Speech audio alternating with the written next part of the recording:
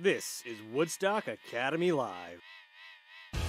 Today's game is brought to you by Bosquet's Appliances in Danielson and Willimantic, The O'Brien Group, a financial advisory practice of Ameriprise Financial Services, LLC, Girardi Insurance Services, and Oconchabar Productions, LLC.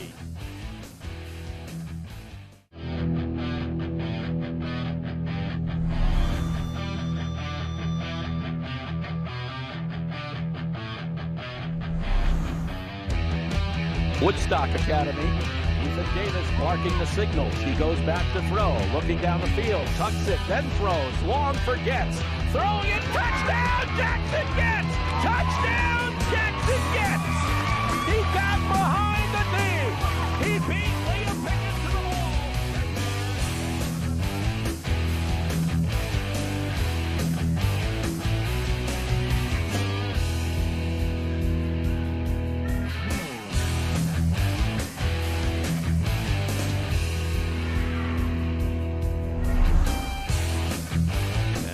On it is Odorski. Odorski got it off his back. Could be a problem. Get it? He got there first. He shoots and he scores!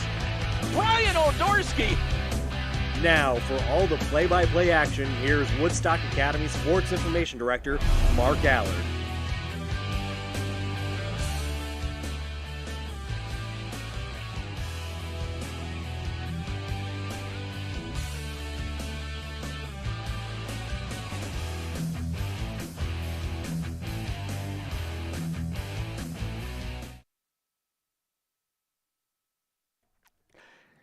And we welcome you to Bentley Athletic Complex, home of the Woodstock Academy Centaurs, and today home to Woodstock Academy Live as we get to present to you the senior day game of the Woodstock Academy Prep 1 soccer program. Mark Allard and Paul Reardon, the head coach of the Woodstock Academy High School boys soccer team, joining us today as the Centaurs get ready to take on their closest rival, Putnam Science Academy, located just about 5 miles down the road, give or take a mile or two, and they are in town for this final game of the regular season. And Paul Reardon, he has gone through the final game of the regular season already. First off, welcome, your debut here with us. Thanks, Mark. Thanks for having me here.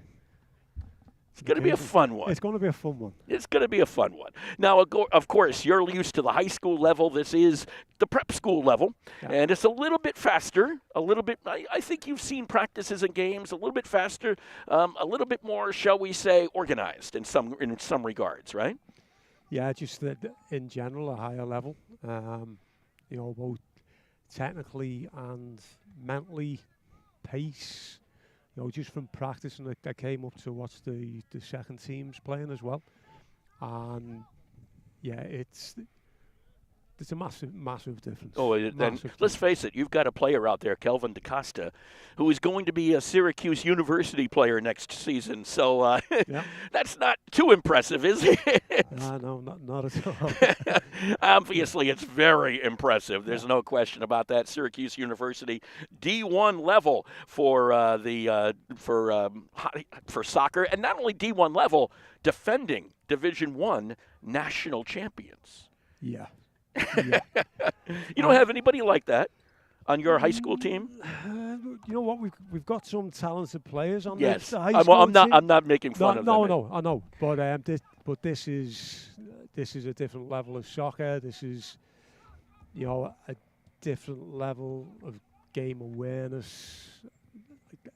The whole package. The whole package. Well, you're going to get to see some good stuff today. As the Woodstock Academy Prep 1 soccer team, 12-0-1 on the season, take on the Mustangs from Putnam Science Academy. Had a chance to talk to the head coach of the Centaurs, Owen Finberg, the head coach of the whole program for that matter, and we'll be back with Owen when we return to the Bentley Athletic Complex in just a moment. Well, here's the good friend. I'll drink to that. Say, Ernie, still fooling around with magic? Oh, yeah. In fact, I've got a great new trick I've been working on. Ernie, not the watch and scarf trick. It's the watch and scarf trick. Now, let me show you. Mel, give me your watch. You're not going to make it disappear, are you? Now, Sylvia, I need to borrow your silk scarf. Be careful with it, Ernie. It's my mother's. No problem. Now, I take Mel's watch, wrap it carefully in Sylvia's scarf, and then set fire to the scarf. Ernie! And poof! Uh-oh. Look at my $2,500 watch. Jeez. My mother's scarf. That's the watch and scarf trick. Let me show you how it's done. Show me, who's your insurance agent? There's no trick to finding good insurance coverage. Just call Girardi Insurance Services for homeowners and automobile coverage that really covers. Our experience in designing comprehensive protection programs can be tremendously helpful in your planning for the future. You never know what's going to happen next, so know you're ready for whatever happens. When they ask who's your insurance agent, Say Girardi Insurance Services, your independent agent. we're the answer. See them online at GirardiInsurance.com.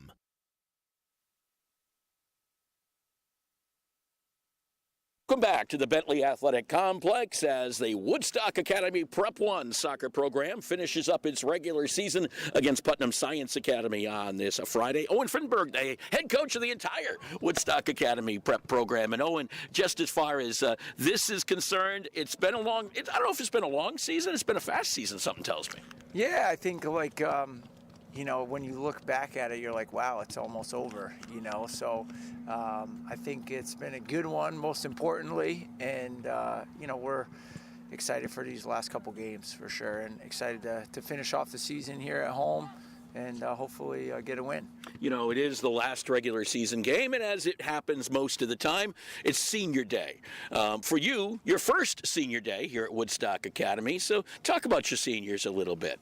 Yeah, I think it's important to just recognize their contributions to the program. Obviously, the majority of them have only been here this 1 year, but they've really done an excellent job in terms of representing the program and just in playing and performing well on the field as well. So it'd be nice to say a few words about each of the guys and honor them a little bit. They certainly deserve it. No question about it, because you never know what's going to happen that first time around, right? Yeah, no, it was important that we started with the group of guys that we did, as I feel like, not only do we have good players, but we've got good young men, and, making sure that first season here for us was one that, people in the community were going to appreciate.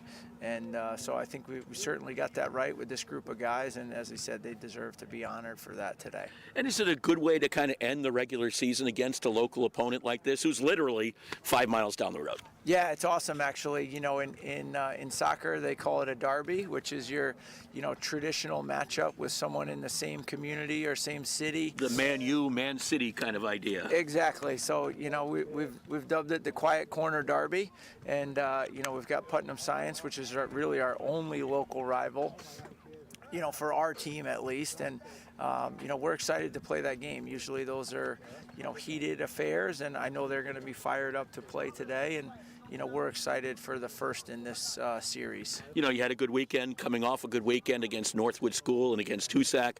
Means you're headed into the PPL semifinals in a week from now, but a little bit further down the road in New Jersey. How much is the team looking forward to that?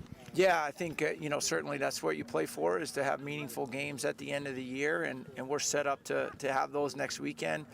Certainly haven't been talking about that yet with the guys because we want to focus on today, but certainly I'm sure in the back of their minds and ours as well, we're looking forward to that opportunity. How nice a complex down there in Tilton Falls? It'll be my first time. So, okay, yeah, so you don't know either. I don't know either. I'm sure it's very nice. Capelli's done a great job as our sponsor in terms of apparel, and they have a lot of different initiatives, and certainly the complex that they have is one of them. And it's relatively new, so I'm sure it's going to be beautiful fields and will be a great turnout in terms of college coaches and quality teams. There's a lot more going on there besides the Prep Premier League playoffs. There's a full weekend showcase of a variety of different teams, and our Prep 2 team will play a couple of those showcase games that week as well. That's kind of cool. There's no question about it. So final question for you. What do you want to accomplish here today? What are you working on today? Well, it's our final tune-up, so, it's our last chance to play before we go and into the playoffs, and obviously those games are, you win, you move on, you lose, and you're done. So, we want to make sure that our guys are playing our brand of football, that, we're moving the ball at tempo, we're hard to break down defensively, and just giving guys a last full trial of playing a match before we go to the playoffs next weekend. Well, Owen, best of luck today. Best of luck, of course, in the playoffs. And you'll be talking with us again, kind of, on the microphones in a little bit because we're going to be doing the Senior Day festivities from up here as well. We'll be back with a start to this one. It's Woodstock Academy Prep 1 taking on Putnam Science Academy in a moment. Hi, this is Jeff Busquet. And Kaylin Busquet of Steve Busquet's Appliance and TV, your hometown appliance store. We've been committed to providing the lowest prices and best customer service in the area for over 35 years, and we are excited to continue this tradition at our newest location, now open at 600 Main Street in Willimantic. We carry and service your favorite and most trusted brands of appliances, TVs, and furniture. We know you've all heard about back orders in the appliance industry, but at Busquet's, our salespeople can find you what you're looking for in stock and ready to be delivered. Amana washers and dryers are only $4.89 each. Whirlpool front-load washers and dryers are only $8.49 each and can handle a king-size comforter. Frigidaire 18-cubic-foot refrigerators are only $6.75. And just arriving, a new batch of Scratch and Dent appliances at our Willimantic store. Scratch and Dent are brand new with a full warranty. We have 18-cubic-foot refrigerators for $5.99. Side-by-side refrigerators start at $8.99. And remember, at Busquet's, we service everything we sell and take a year to pay interest-free. Check us out at one of our locations in Danielson and Willimantic or online at busquetsappliance.com. Pay more, what for? And we'd just like to remind you, of course, that Black Friday savings are available now at Busquets Appliances in Danielson and Willimantic. Save thousands of dollars on some of the best appliances around at Busquets Appliances. Where else? Hey, I only have one more question for you, Mr. Reardon. You know what that is? What's that? Are you ready for some soccer? I'm always ready for soccer. He's always ready for soccer. Ready. Or in your case, football. It was great to hear Owen call it football. Yes, he does call it football. Now, of course, Paul is not native to the U.S. He is native to the place that calls football, and that is, or calls soccer football, I guess is what it is. And that would be Liverpool, correct? Correct, yeah. Does that make you a Liverpoolian? Liverpudlian. Liverpudlian. Yeah. Oh, okay. We're going to get some English, shall we say, flavor to this one as well. I think that'll be kind of fun as well as we move through. Don't be surprised if I use a term that Paul may look at me and say, this is what that's supposed to be. How does that sound? Woodstock Academy coming out in the navy blue uniforms with the gold shorts. Putnam Science Academy in the red unis today with the white trim on them. Mustangs against the Centaurs. As we said, the Centaurs 12-0-1 on the season coming in. Last regular season game, getting ready for the Prep Premier League semifinals. Those will be taking place in Tilton Falls, New Jersey next week. So they're going on the road. The Prep 2 soccer team will actually be in action this weekend as well as part of the Global Education Sports Partners League semifinals. They will be taking place both on the South Campus and here at the Bentley Athletic Turf this weekend. We'll talk about that a little bit more as we go through this game as well. There are no starting lineups or national anthem prior to this one. They're just going to get things underway. Of course, we do have to worry a little bit about the time and the light because we have had the time change. We're now back to Eastern Standard Time, and it gets dark pretty quick around here. Pretty quick. Yeah. And it is, weather-wise, in case you may not be watching us from around here, but from somewhere in a much probably warmer locale, one would hope, because it's about, I'd say, 45, 46 degrees, somewhere around that ballpark. The clouds have hung in. There is no chance of rain, which is a good thing. But by the same token, there is a little breeze just to really add to the fallish kind of flavor that we have right now in New England. As the Centaurs come out, ready to go. Number 3 is Lucas de Pedro Sanchez. Also out there, Daniel Valdez, the keeper Alvaro Majano Jr. Also out there, number 34, Alec Penticus. Let's see, number 11, Hendrix Mota. Coming out as well as a starter. We'll try to give you the rest of them as we go along. David Lee, I do believe, out there starting as well for the Centaurs today. The Mustangs now sprint out onto the field and get ready for this match at the Bentley Athletic Turf. Their keeper is Gabe Saccone. And, of course, we'll introduce you to them as we go along, too. Because neither team was really ready with starting lineups when we were asking. So Max Manecki is out there as well for the Centaurs. We'll give you some other names as we go through. Harrison Vale, I do believe, is out there as well. Putnam Science Academy, Leighton Thomas, he wears number 2. He's out there. KG Mathabatha is out there as well. Trying to give you the D here as we go along. Number 6 is Lockie Quate. He is a Scottish kind of origin. Did I say that okay? Scottish? Okay. Yeah, Scottish. Yeah. Just don't call them Scotch. Oh, no. You can call them Scots, can you not? As 45 minutes is on the clock, and we are underway. And Kelvin DeCosta is the first person with the ball. They get it over to Harrison Vale and bring it over to the near side to Lucas de Pedro Sanchez. Back over to Vale. Vale will go back over to the other side as they work it around the back. Handled there and sent the other way by the Centaurs. Back over to Harrison Vale. That was Yo-Chan Yang on the other side. Down to the near side to Pedro Sanchez with the ball. As they just continue to look around, and Aram Rodriguez is running around back there with them for the Mustangs. That's Yang with the ball. Yang sends it to Manecki on the far side. Manecki looks at DeCosta and then gives it back to Yang.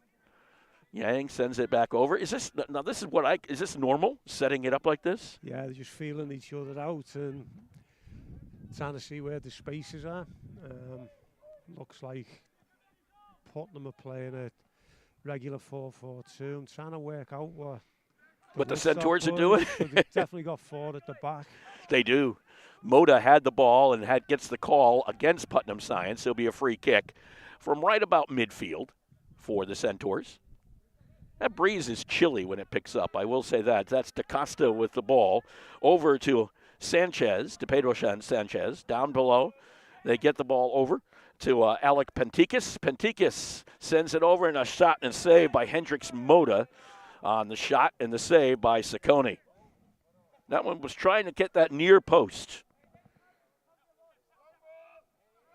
And Saccone. Now, normally goalies at this level do not punt the ball very much. They tend to do what he just did, give it off to their defense and start from the back. That was Mario Lozano with the ball for Putnam Science. It will go out.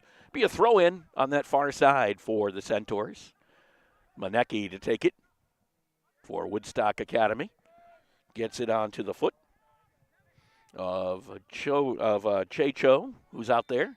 And down goes, I think that was Che Cho once again, wasn't it? Or was that Yang? One of the other went down, and it will be a free kick for the Centaurs, and it was Cho who went down.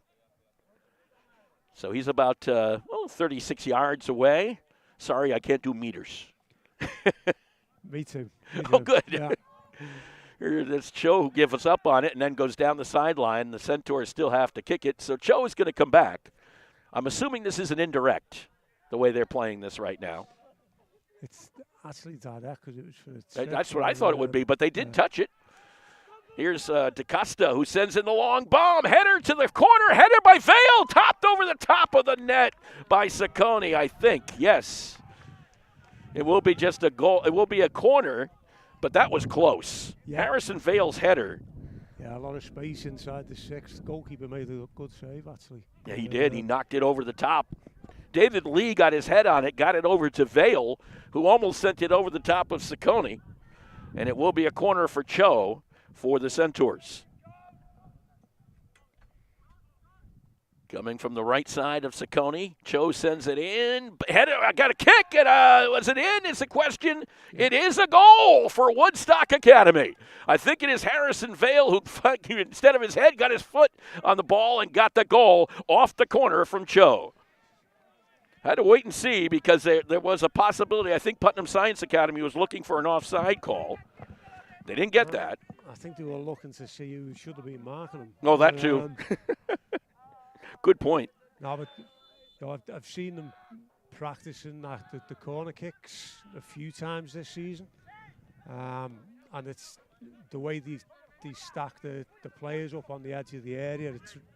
It's really hard if whatever defensive system you're using, whether you're doing zones or man-to-man, because they're so clustered, it's really hard to pick your man up and Teixeira was trying to take the ball downfield, goes down hard on the play, and is now holding on to his knee. The question is, will they stop the clock here?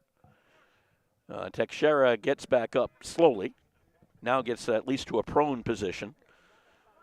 And now says, okay, I guess I'm good to go. And it will be a free kick. This is a dangerous area. Renan Mafra looks like he will be taking it for Putnam Science Academy. It's only about 23 yards out from Medrano. Medrano has the wall in front of him. And now joining that wall will be David Lee, or at least going to the back side of it. Medrano directing traffic like a policeman out there. You go this way, you go that way. Mafra's kick goes over the top of the wall, off the body, and Medrano on the save. That one came off the body of Francesco Barcello. But the first shot of the game for Putnam Science comes off of the free kick. Downfield it goes, onto the leg of Penticus, back over to David Lee. That one's picked up right down in front of us by Leighton Thomas, knocked backwards by Lee, over to Sanchez. Sanchez sends it across, almost ahead, almost two headers on that one actually. And it'll be taken away by Putnam Science Academy. Joel Martinez brings it up the field. It goes out. It'll be a throw-in on that far side for Woodstock Academy. As the Centaurs try to work it downfield. Knocked aside. It'll be another throw-in for the Centaurs. Just on over 5 minutes into this one, a 1-0 lead for Woodstock Academy. As Manecki, actually DaCosta, controls the ball, and Harrison Vale back around midfield owns the only goal so far for the Centaurs. Over to Yang, over to Manecki on the far side. Manecki, nice little footwork there. Sends it back over to this near side to Vale. Vale controls it with the left and sends it to Sanchez. You got to like this organization, don't you? Oh, yeah. DaCosta. This is Yang who sends it downfield. Ooh, onto it. He almost had Valdez running alone there for a moment. But Putnam Science was able to get in the middle of that. Here's Manecki, far side, sends it back in again. Penticus fell off the ball. Martinez was able to give it back to his teammate, booted back towards mid. Picked up there by Vale, back to Vale from Manecki, or from DaCosta, I should say. Vale will take it to this near side to Sanchez. Back over to Vale. And the keeper back there, Medrano, really is vocal. Is that what you want from a keeper? Definitely from your keepers and your centre backs. It's really important. It's a massive part of a keeper's game. This is a little breakthrough by Penticus. Sends it into the middle, knocked away by Putnam Science. Can they clear is going to be the question. It's to the near side. It'll be a throw-in right down below us for Woodstock Academy as Sanchez tracks that one down. Lucas de Pedro Sanchez from Madrid with the throw-in. Gets it onto the foot of Mota and back out to Cho. Manecki on the ball, gets it over to Valdez. Valdez sends it into the middle. Header by Mota, almost to that far post. Unlucky. Oh, that was a nice send-in. And Mota got up there and got elevated and just missed the far post. Yeah, the quality of the balls in from outside, from both sides for Woodstock has been really, really good. To keep in the width of the field really well. I guess that's why they're number one ranked prep team in the country, huh? It's one of them, yeah. One of the many reasons why, I'm sure. Yeah. We'll see a few more as we get through. Pedro Sanchez right down below us with the throw-in. Looked over at Penticus and still does, and now he decides to get it into, instead, Mota. And Hendricks Mota with the ball, turns on it with the right foot, sends it across the field, right onto the foot of Daniel Valdez. Valdez back out to Manecki. Manecki now tries to restart things, sends it into the middle, looked for David Lee. Instead, it's Cho who picked up the ball. Back outside to Valdez, back over to Cho. Looking for DaCosta, finds DaCosta, right-footed over to Sanchez. Sanchez with the left foot sends it in, and a man on, but it's a field goal. That's good. Now, unfortunately, that's a football play, as that ball was just over the top and sent in by, I think it was Manecki on the shot that went right through the crossbars. So Ciccone on the goal kick out for the Mustangs.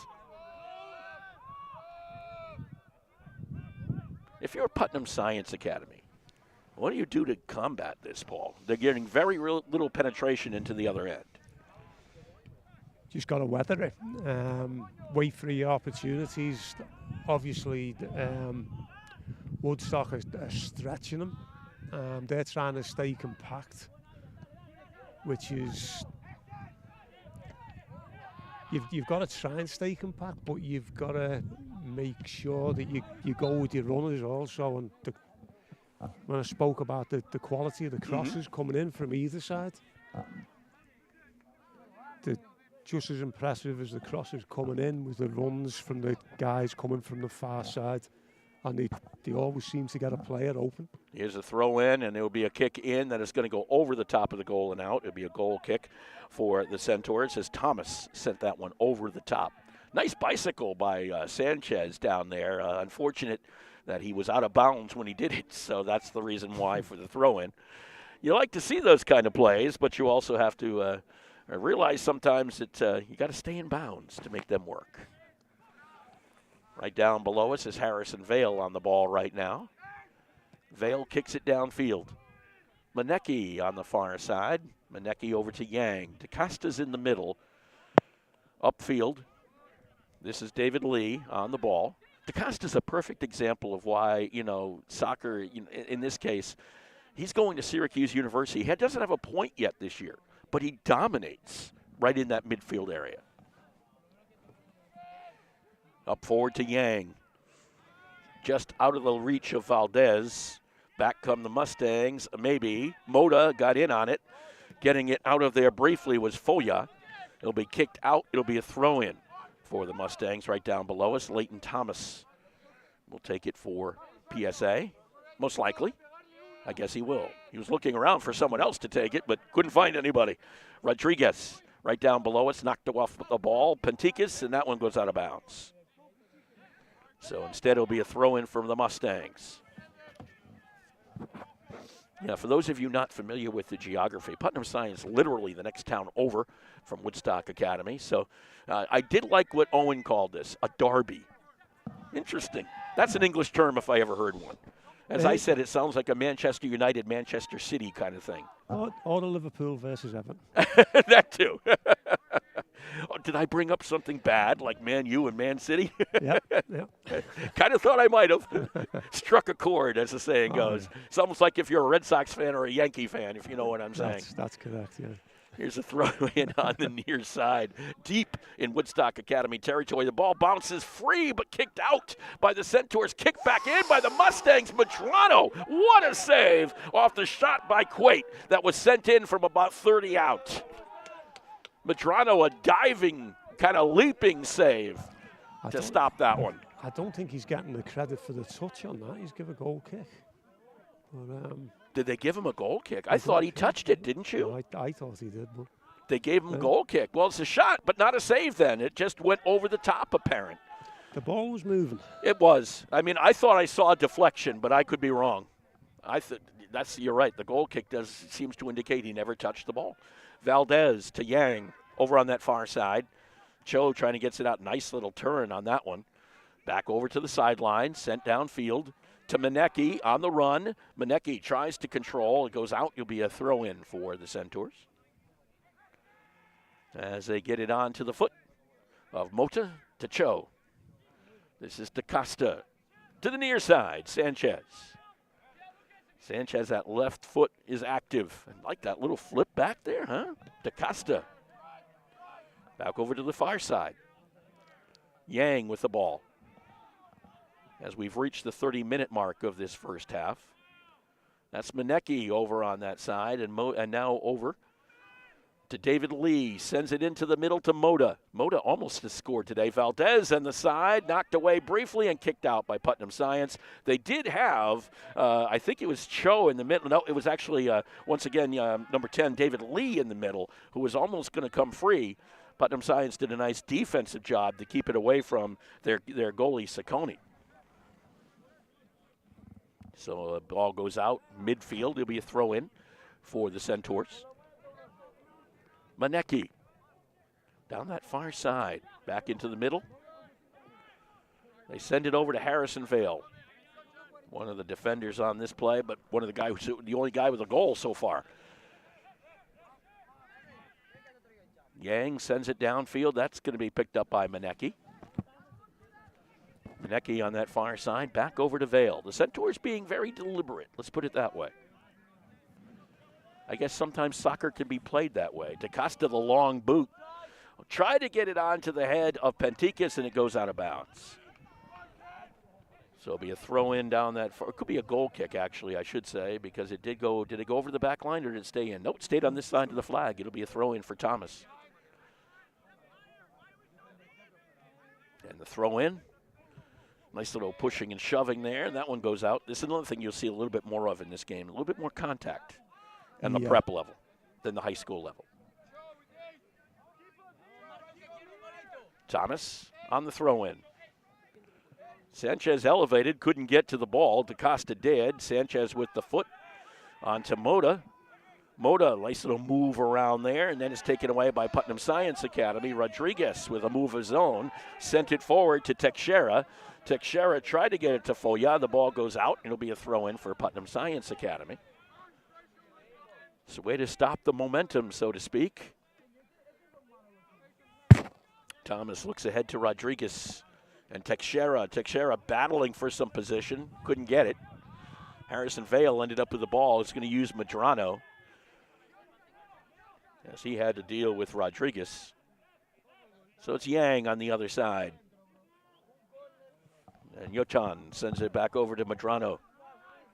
Vale to the near side, looks to Sanchez and finds him. Back over to Vale.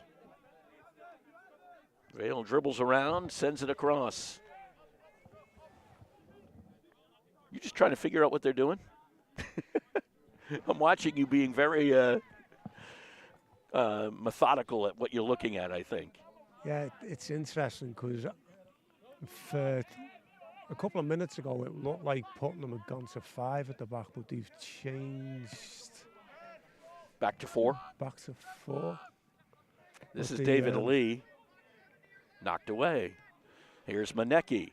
Kicked away. Header by Lee. Booted into the middle. That could be dangerous, but Putnam Science uses their height to get to that ball first. The ball coming through going the wrong way if you're Putnam Science Academy. They get it to the outside, and Thomas will send it down this near side. Picked up there by Sanchez. Sanchez over to Moda.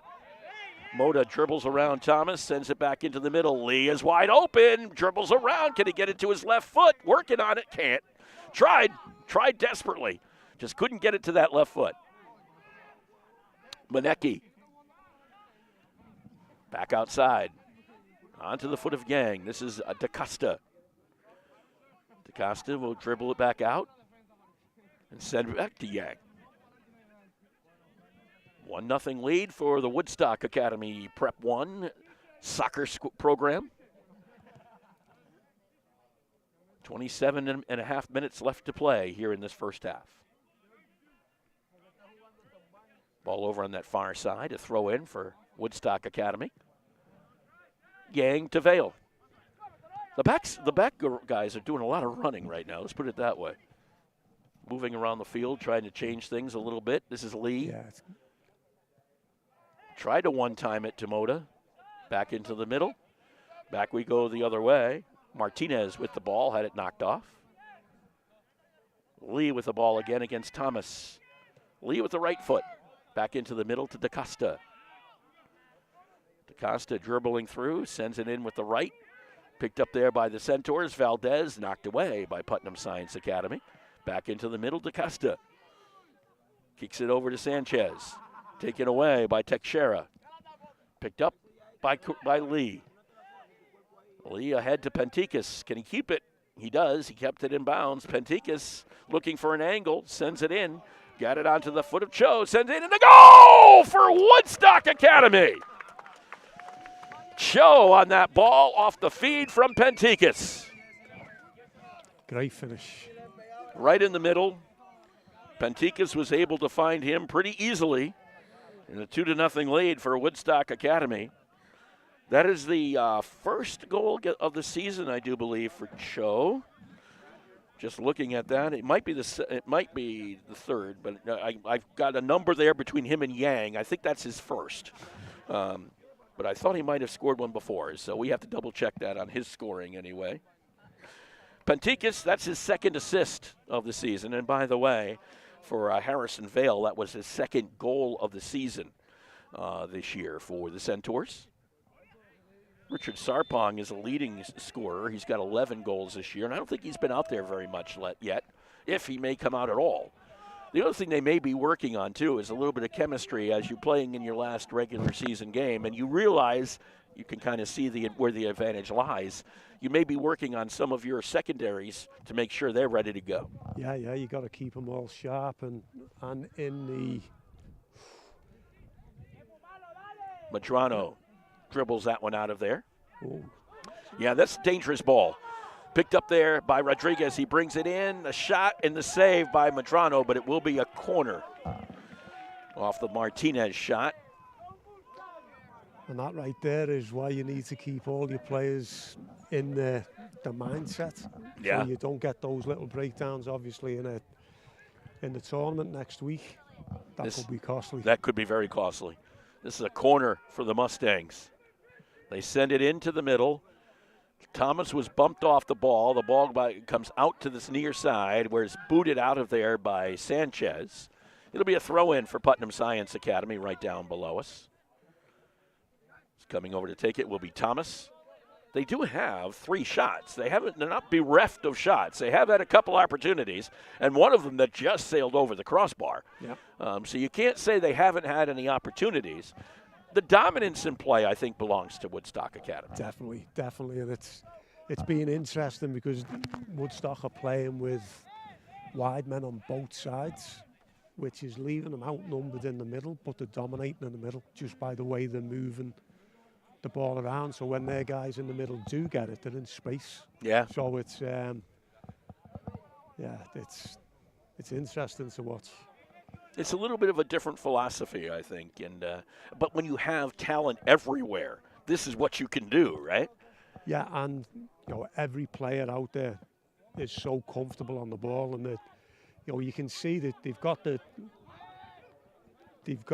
foot skills to be really envious of.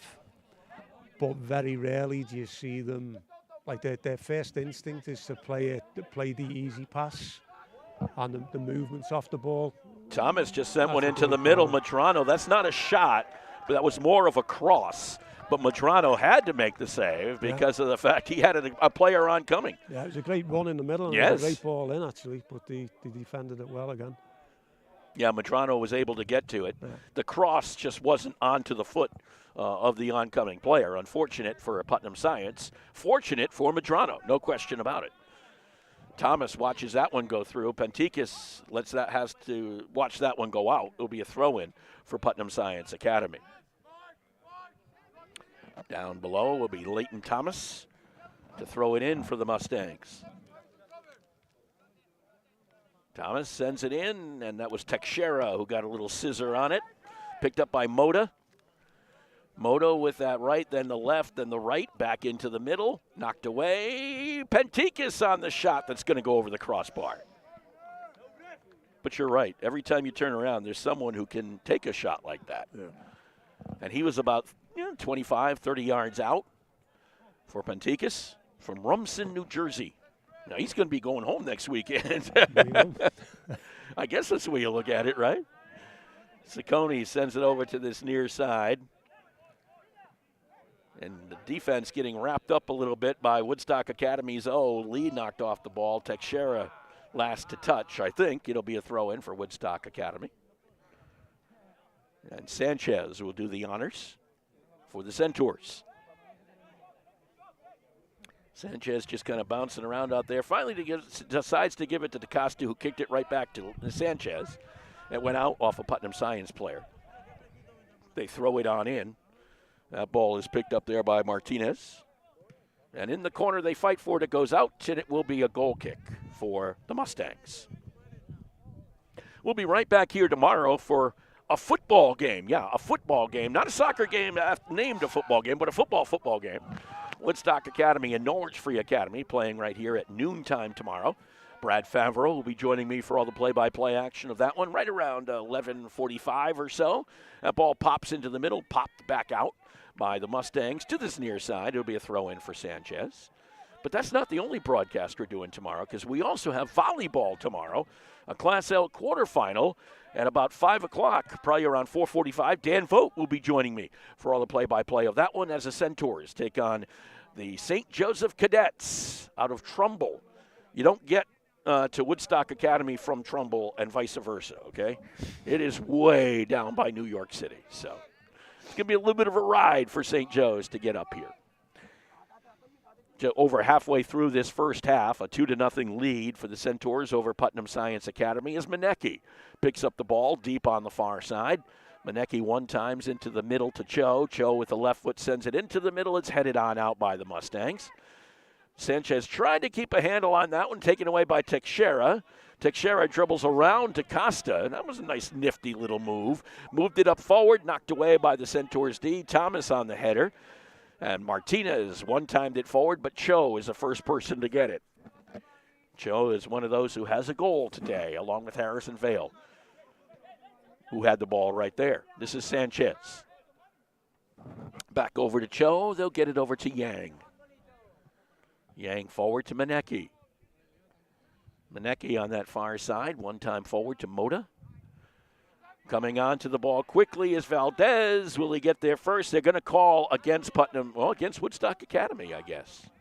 As it went out off of Woodstock Academy, it'll be a throw-in on the far side for Putnam Science. Header back into the midfield. And bouncing around a bit, it'll be kicked out. Kicked back in by the Centaurs. Picked up there by Woodstock Academy. Here's Penticus rushing alongside of him is Sanchez, but he one times forward to lead. Tried to get it back over to Sanchez and does. Into the middle, header just wide. Wow. I don't know if I saw that one. Sanchez sends it into the middle, and they're sprawling out and getting his head on it just wide of the far post. And is that Valdez, I think? Let me double-check the number as he turns. It is actually Mota, who almost got who got the head on that off the cross, and wow, just missed the far post. Put a great ball in, and another good run. He anticipated the ball coming in there. Tough one though, because it hit off the right side of his head, and just kind of spun off to the right. But that was a beautiful play by Penticus. There's no question about it, and Mota coming off that far side. Actually, from Sanchez, I should say. Sanchez trying to fight for that ball. And as it goes down the far sideline, pushed out and woof into the stands, so to speak. And it might be, it just going to be a throw-in. It will be a card. Yeah. I thought it might be. Yeah. A card against the Centaurs. And the question was, who pushed who? And the throw-in, if you give a card, you can. No, I guess. He gave the card for the hard foul, but by the same token, it's not a free kick. He said the ball was already out. Yeah, it was already out, so it'll be a throw-in for the Centaurs. Yeah. That's what they did. Sent in by Thomas, header by DaCosta. Mota on the ball. Knocked off the ball, kept the ball right down below us. Goes out of bounds. It'll be a throw-in for Woodstock Academy. Little crowd starting to develop here for this senior day game for the Centaurs, the Prep 1 soccer team. As the ball bounces over to Yang. Yang sends it deep. Header by Putnam Science Academy back into the middle. That was DaCosta on the ball. Over on the far side, who will it be off of is the question. It'll be off of Woodstock Academy and a throw-in for Putnam Science. 17.5 minutes to play in the first half. Thomas on the ball. Boots it forward. DaCosta. Back over to Yang. Back to DaCosta. In the middle of the field. They work it forward slowly. Sanchez. Sends it back to Vale. The other thing we might see is we haven't seen a lot of changes at all from Woodstock Academy, so maybe they'll change the lineup in the second half too. Yeah, I was just thinking about that as you said it. The the settle, they've got the rhythm going. But yeah, I was trying to think of some of the differences and like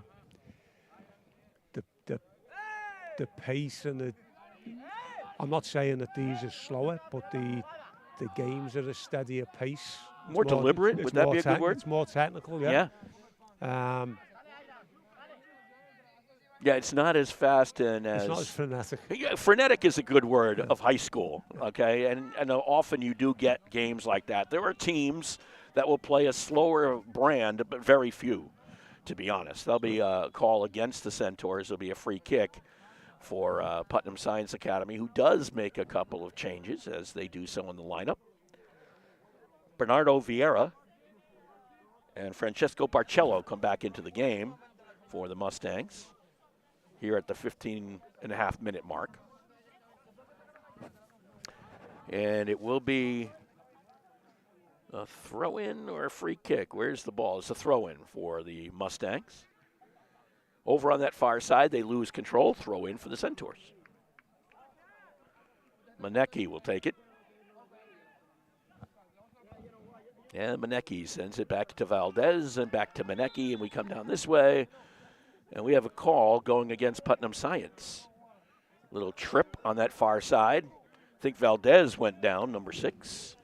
So it'll be about 42 yards out for a free kick for Manecki. Actually, Cho will come over and take it now for the Centaurs.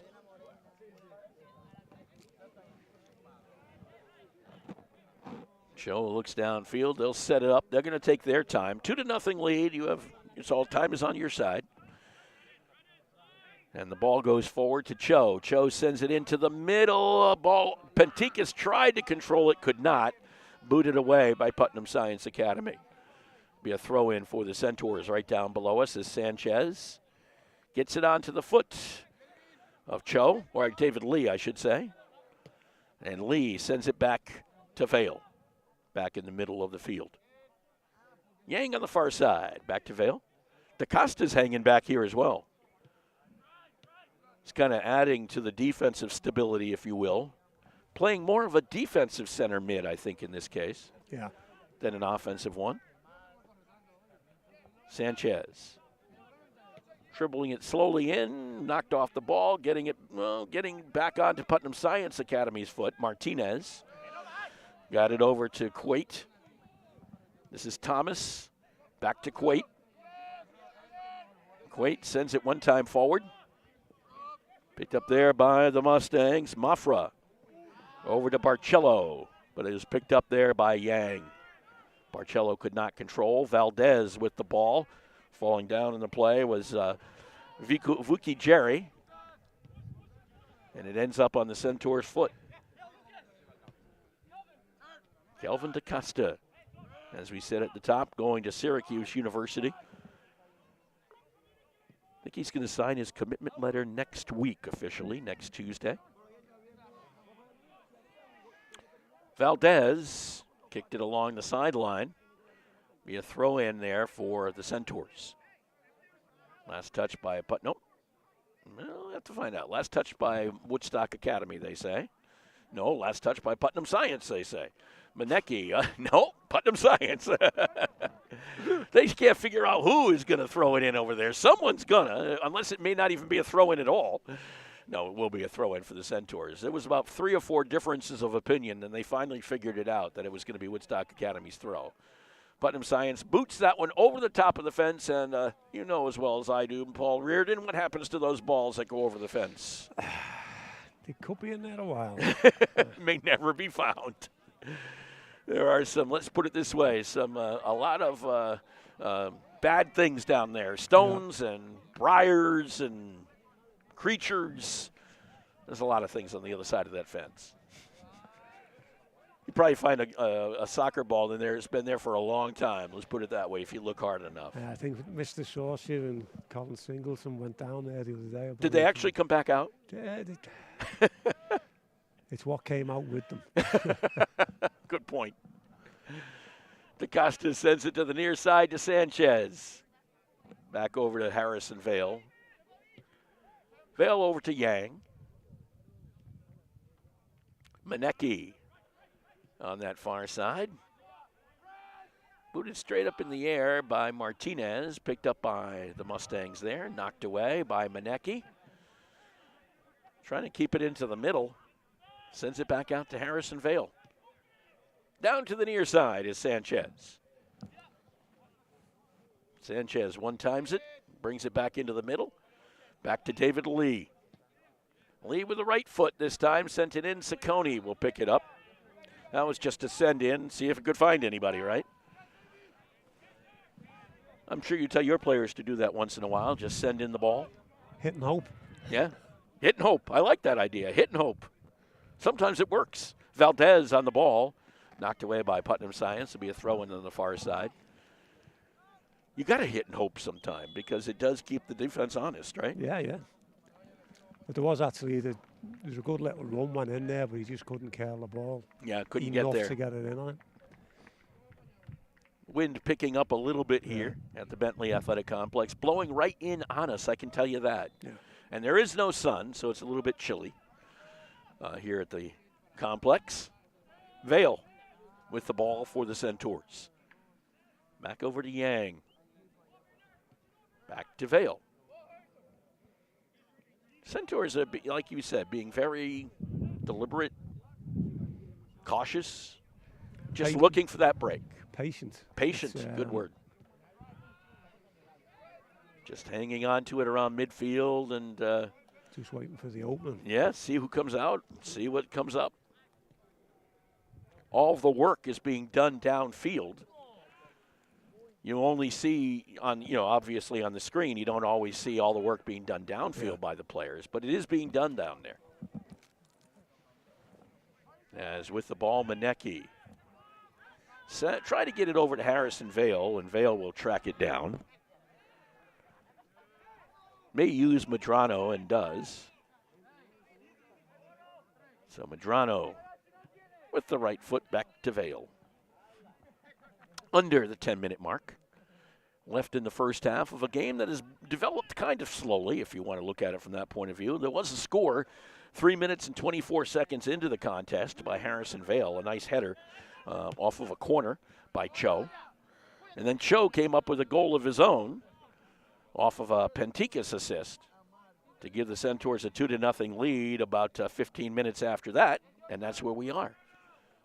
About 17 minutes ago that last score was made. So a 2-0 lead for the Centaurs. Throw in, or a free kick, I should say, on the far side.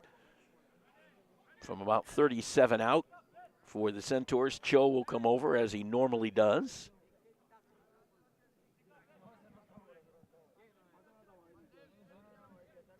Not much of a wall being set up by Putnam Science, just a couple of players out there. Ciccone will watch it from the net. Cho will one-time it back. They send it into the middle to DaCosta. DaCosta rifles one in, but Putnam Science able to clear. Teixeira. Actually on the ball was Barcello. Barcello sends it downfield. Got it back briefly from Vieira. Picked up now by the Centaurs. Guess what? We're going to play around in the back with it again, I think. Sanchez to the near side. Trying to look and seeing if anything is developing down there, and he had Penticus moving on the ball. Then Valdez back into the middle, taken away, however, by Mathabatha from Putnam Science Academy. They'll send it up that far side, and they'll boot it back into the middle. Picked up there by Vieira. One-times it back. The Mustangs trying to get something developed, and instead they kick it out, and it'll be a throw-in for the Centaurs. Manecki will go over and get the ball. Putnam Science has not really had a shot in a little while. They've had 3 shots in the first half. A couple of them of the dangerous variety. But nothing finding the back of the net. Harrison Vale gets it over to Yang. But again, they've really held to this solid lineup. They've not made any substitutions, and one would think that that may happen in the second half. Yeah, I think they sneaked one in about 10 minutes ago. Did they really? But who would they have snuck in? I got DaCosta. There might have been one or two changes here and there. Trying to corral it, but it could not as it drifted outside. It'll be a Putnam Science throw-in back to midfield. Yeah, they actually did get somebody in there, didn't they? Troy Myers, number 29, is into the game. So he's the only newbie, if you will, that I see out there. Far side is Putnam Science Academy. Back to midfield as they try to develop, but it was taken away by Manecki. Downside line, Pentikis. Pentikis looking for some help to the middle. Pentikis takes the shot off of a Putnam Science Academy player. Quate, I think, was the one who got it right off the chest. Did ask him for handball. Yeah, it was close. But I think he managed to keep it off the chest. That's what it looked like anyway. So the ball back to midfield. Down on the play goes Yang. The Mustangs move the ball downfield. No call on the play. Nice little slide there and knocked it out by Sanchez. Kind of take the momentum, if you will. Knocked away by the Centaurs. Mota on the ball. Motoring down the field. Mota. Right foot, left foot. Ran into a Putnam Science player. Everybody goes down on the play. The call will go against Putnam Science. Be a free kick for the Centaurs from midfield. Middle of the field is what I'm trying to say, and it'll be about 36 yards out for Cho, and we have a substitution coming on for Putnam Science Academy. Coming back in will be number 5. That's Giovanni Aniceto. Actually, they turned it around, didn't they? Yeah, I was surprised they gave it to Woodstock, to be honest with you. Or I thought they'd give it to Woodstock. They looked like they were going to take it anyway, but Mathabatha, as I'm watching the substitutions come on, Mathabatha gets ready to kick the ball away for the Mustangs. Mathabatha boots. And everybody going up for the header. Mota saw that one go back on him. Vale sent it forward. Picked up by Putnam Science. Back into the middle. DaCosta on the ball for the Centaurs. Wearing the captain's armband. Over on that far side is Manecki. Back over to Yang. To the near side, Sanchez. May be able to hear that wind a little bit in our microphones. Not heavy, but probably about 10 or 15 mile per hour, which does add a little bit. Right now it's blowing kind of left to right a little bit against the Centaurs. Just a little. It's almost across the field, but it's kind of like left to right. There's only one flag moving, and it's the one down in that bottom corner. Yeah, good point. Everything else is kind of, I guess we're above the field a little bit, so it might actually not have a lot of effect down on the field. Leighton Thomas kicks it out. It'll be a throw-in for the Centaurs to this near side. 3.5 to play. In the first half, a 2-0 lead, Woodstock Academy. Harrison Vale, one of those who has scored, over to Sanchez. Over to Cho. He's the other one who scored. In the middle is Myers. Knocked away. Be picked up there by Putnam Science briefly. Down goes Myers, and the ball was with him. So I think that's a throw-in for Putnam Science. When you go out, the ball is underneath you, yeah, it might be a throw-in for the other team. Header by Valdez. Oh, onto the foot of Mota in a dangerous position, but Putnam Science able to clear. They got it out to Foya. Foya went down, no call. Now there is a call. Nope, I guess no call. Vale to Yang. DaCosta. Sanchez, near side. Sanchez, little stutter step with the ball, got it back to Vale. Far side is Yang. Into the middle, was hoping to get their oncoming player. Here comes Putnam Science. A little bit of a breakout for Martinez. Up ahead, tried to get it over to Vieira. Back outside for the Mustangs, trying to find some numbers. Martinez watched it go by him. Martinez tried to get it to Thomas and does. Thomas will send it into the middle, headed out by the Centaurs. Valdez. Help from Manecki. sent in by Putnam Science, but that will be long, heading for my car. Fortunately, it didn't hit it, although it wouldn't matter if it did. So it'll be a goal kick out for Medrano and company. Medrano has been doing most of the goal kicks of his own. Sometimes you'll see not the keeper, but a back going back there to take goal kicks. But Medrano very capable of kicking the ball to midfield, like this one will. Right at midfield, where it's picked up by Foya, kicked forward by Sanchez. Through everybody, Ciccone will pick that one up. Penticas comes on, and Ciccone will pick it up. Faked it one way, looked the other way, trying to direct his defense, and then decides to punt the ball. Is that the first punt we've seen today? Could be. Yeah, I think it is. It's Putnam Science right down in front of us. Cho had the ball, and it'll be a call against him. So we'll go right back over to the Mustangs and a free kick with under a minute to play here in the first half. And taking it will be Mathabatha. I just like his name. It's a great name. Mathabatha, yeah. It just kind of flows, you know? With under 30 seconds to play in this first half. Set to go, not taking a lot of time to do so. It's past midfield, but the deep send in. Header by Putnam Science, and it'll be off to the right side of Medrano. Not really a shot, as it was well outside and behind the net. That'll be probably the final hit of this first half, as the clock ticks down to 0 to end the first half of play. The Woodstock Academy Centaurs own a 2-0 lead over the Putnam Science Academy Mustangs on this senior day here at the Bentley Athletic Complex, and we'll be back with more when we return right after this. When it comes to financial planning, one size fits all isn't a fit at all.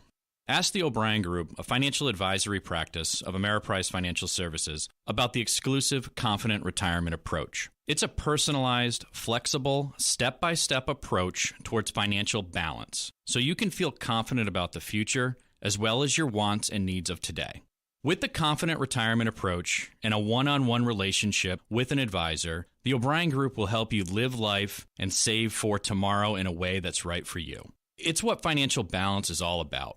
So call me, Pat O'Brien, today at 860-208-9913. My office is conveniently located above the Shopper's Guide in downtown Putnam, Connecticut at 66 Main Street. The Confident Retirement Approach is not a guarantee of future financial results. Investment advisory products and services are made available through Ameriprise Financial Services Incorporated, a registered investment advisor.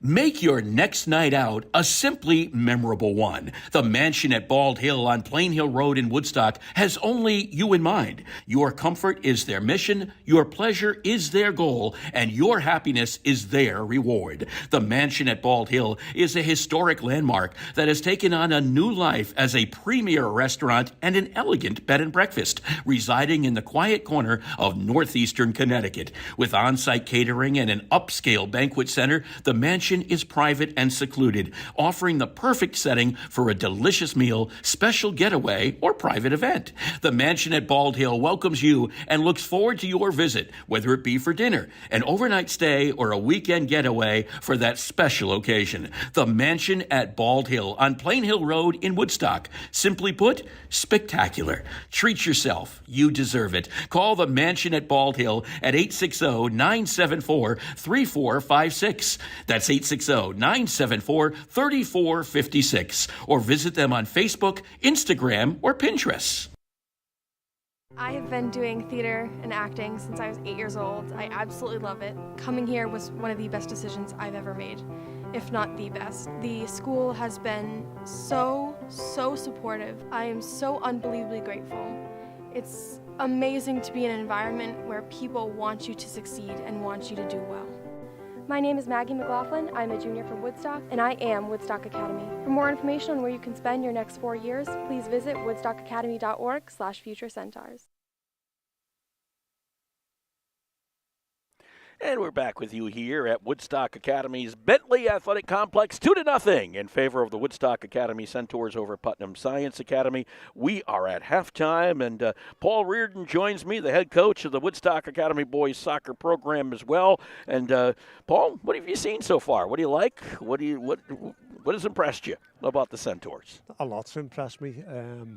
Say the patience they're playing with. Just they're keeping it simple, and it's given Putnam a real dilemma because they're scared of them up. Like there's a lot of the times where you look at Woodstock's attack and they've got basically playing with 4 up there. So it's leaving Putnam with the dilemma, like they can't come out and chase the ball up here because they've got the ability to find the players out wide and further forward. And like the front two of Putnam are doing a lot of runs, trying to close the backs down, who are spreading it, using the full width of the field. So it's given them a real dilemma. Do they just sit there and defend? Now that the 2 goals down, they need to come out and try and get a goal. That's the problem. I mean, you can sit back inside the 50 if you're ahead. Yeah. But when you're down 2-0, you have to suddenly rethink that a little bit and say, how can we attack? Well, we saw what they were waiting for in the last couple of minutes of the half, where there was a, I don't want to say a poor pass, but there was a loose pass went inside for Woodstock, and their midfield stepped out, won the ball, and almost got away down the left-hand side. That's what they're waiting for. But just that mistake. Just that mistake, but they're not making money. No. And then when you do win it, because they've got that dilemma behind them, do they come out and support the strikers? You can see they're worried about committing players forward, so they don't get the numbers forward to hurt them. Especially because of the Centaurs' ability, when you see it like a DaCosta, to send that long ball the other way, and the ability for them to get on the ball on the other side. Even if they don't have spectacular numbers, they can make it happen. And they're mixing it up. They're playing a lot of safe passes, but they do have runners going off the ball. And one of the things we try and get over to our lads is runs make passes. If you've got the ball, if you're a defender or a midfield player with the ball, and you look up and there's nobody moving, it's really tough. If you see somebody moving, you can play it into the space that they're moving into. You don't have to hit them. So they're playing it really well and mixing it up. They're moving players away with runs to free up space for others. So it's Putnam are hanging in there. Yep. And it seems that... To be honest, I mean, I think they have to be happy being down by just 2 goals. Yeah, but being down by 2 goals, and the next goal is really important. Like you've heard me say when in our games, like if you're 2-0 down at half time, it's you focus on let's get that. We get that next goal, we're back in it 2-1. We'll have momentum. They'll get nervous. That's when mistakes happen. If Centaurs come out and get the 3rd goal, then that's a big mountain to climb. Oh yeah, So a big mountain from this team. There's no question about it. Against this team, I should say.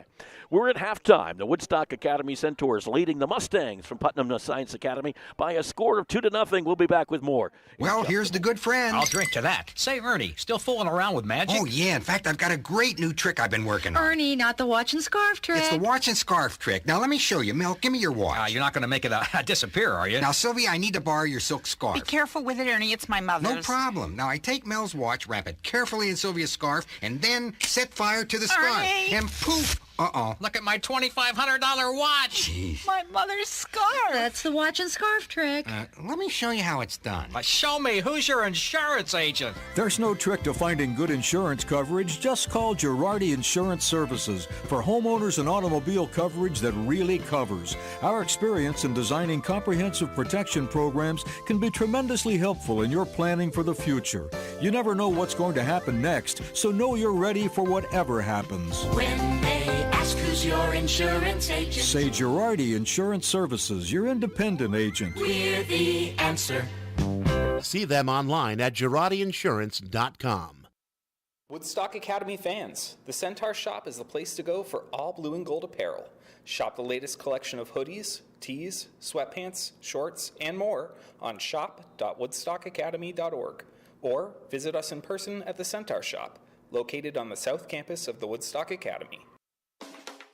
Hi, this is Jeff Busquet. And Kaylin Busquet of Steve Busquet's Appliance and TV, your hometown appliance store. We've been committed to providing the lowest prices and best customer service in the area for over 35 years, and we are excited to continue this tradition at our newest location, now open at 600 Main Street in Willimantic. We carry and service your favorite and most trusted brands of appliances, TVs, and furniture. We know you've all heard about back orders in the appliance industry, but at Busquets, our salespeople can find you what you're looking for in stock and ready to be delivered. Amana washers and dryers are only $4.89 each. Whirlpool front-load washers and dryers are only $8.49 each and can handle a king-size comforter. Frigidaire 18 cubic foot refrigerators are only $6.75. And just arriving, a new batch of Scratch and Dent appliances at our Willimantic store. Scratch and Dent are brand new with a full warranty. We have 18 cubic foot refrigerators for $5.99. Side-by-side refrigerators start at $8.99. And remember, at Busquets, we service everything we sell and take a year to pay interest-free. Check us out at one of our locations in Danielson and Willimantic or online at BusquetsAppliance.com.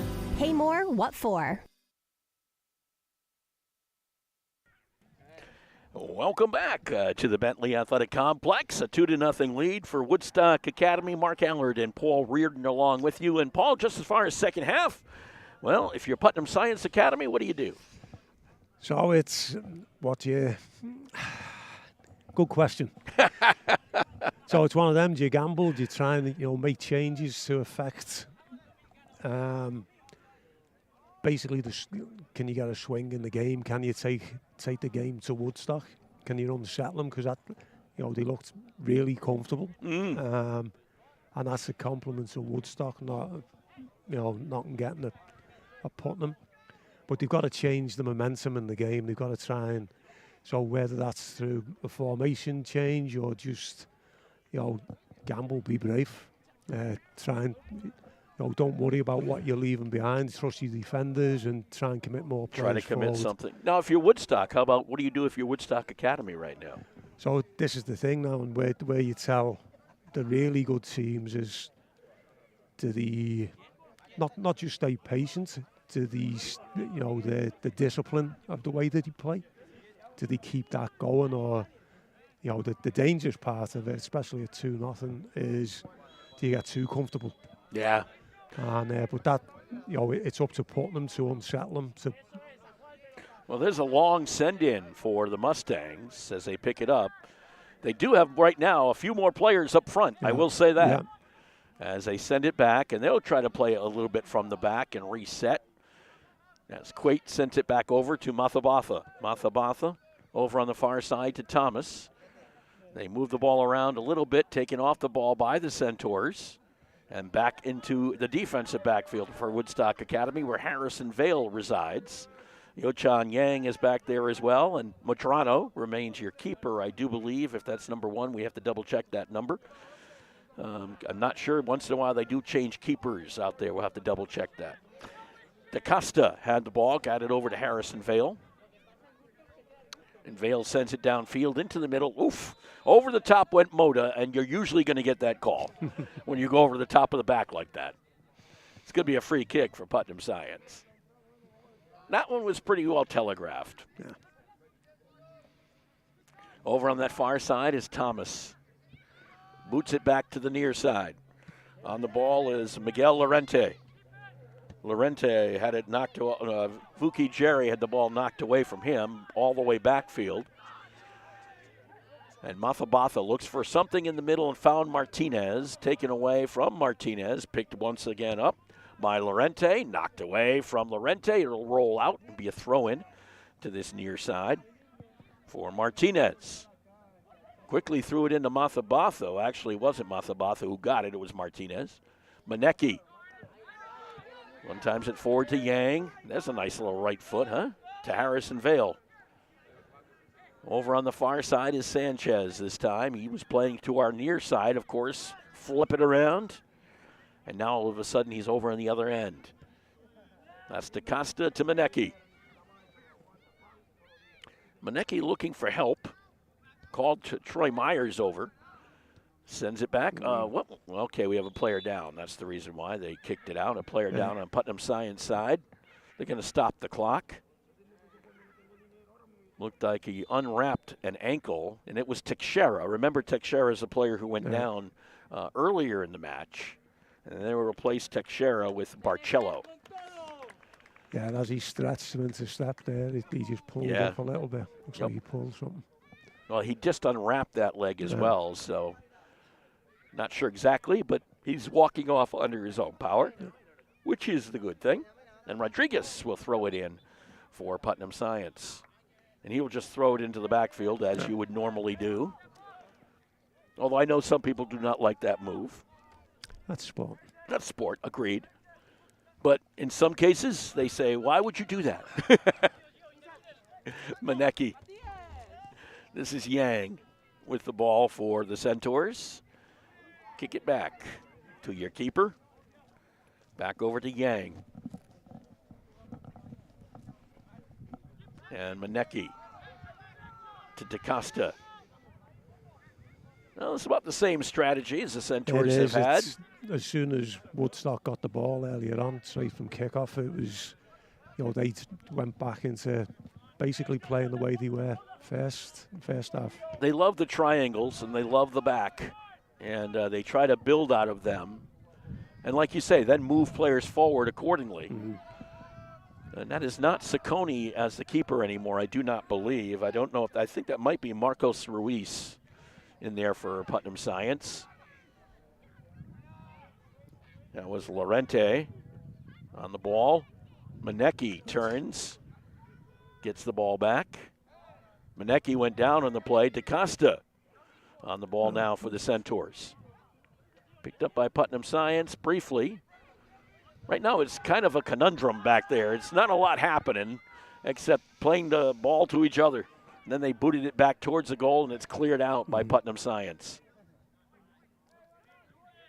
That was Quate down the sideline. I think that's Thomas down there. Looks like number 2. And down on the play went Valdez for Woodstock Academy. Now, you're a coach. Do you teach drama? No, and I think it's a generational thing. I'm not saying that this one is drama, but it seems like every soccer player, when they go down, holds the thigh or the calf. Yeah. Well, you got to make sure you get the foul, and when you're down there, you don't want to be looked at as acting. You got to make it look realistic. Got to make it look real. Yeah. So send them to the loose center prior to the soccer field, in other words. Be a free kick here for the Centaurs, about 29 yards out. And I'm not saying that was the case in that one, but it just seems like it happens all the time. The kick went beyond. It'll be a goal kick for Putnam Science Academy. Downfield. Yeah, you kind of like that, huh, Coach? Mm-hmm. We've seen it often. I mean, when you've been on the other side as the reporter and everything, we kind of take a look at those things a little bit more maybe than you guys do. And let's just say some players get a reputation for doing it. Oh, no, really? I'm mentioning no names from the kids on our team. But the kids know who are doing it, correct? Yeah. The team knows who can do it well. And after a little bit, the officials know who can do it well. That ball's down that far sideline. Valdez fighting for it, literally. Tried to go to a slide tackle. That ball knocked away from Sanchez, picked up by Manecki. Actually, DaCosta. Back over to this outside with Vale. Back over to Yang. And they'll reverse field and bring it to the near side to Manecki. Troy Myers, middle of the field. Dribbling by Mathabatha off the foot of Valdez. And still being fought for, and it's going to be, well, not sure yet. Manecki and Mathabatha were going after it, and it comes out all the way to Yang. And now battling for it with the Yang is Jerry. And now Manecki. A little scrum going on down there, more or less. But not a lot happening. The ball was within like a 5-yard area, and just a lot of bodies in on it, that's all. Yeah. Sanchez. Thomas went for the slide tackle, and it goes out of bounds. It'll be a throw-in for Putnam Science. 2-0, the Centaurs up on top. of the Mustangs on this senior day for Woodstock Academy. With the ball is Yang in the backfield to Manecki. Down this near side, Manecki controls the ball and sends it downfield. Has some promise here, but unfortunately for Moda, it went backwards. The Mustangs able to recover and send it down that far side. Be a throw-in for Woodstock Academy. Now, I don't know if the Centaurs are warming up bodies to come in or if they're just trying to keep warm by running. Keep warm, yeah. Was one or the t'other, as I like to say. To the near side is Manecki.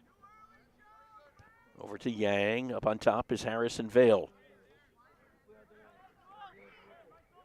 Into the middle to DaCosta.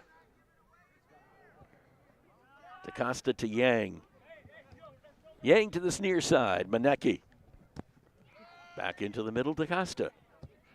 Long boot downfield with the right foot. On to the body of Hendricks Moda. Sends it in. Oh, it was wide.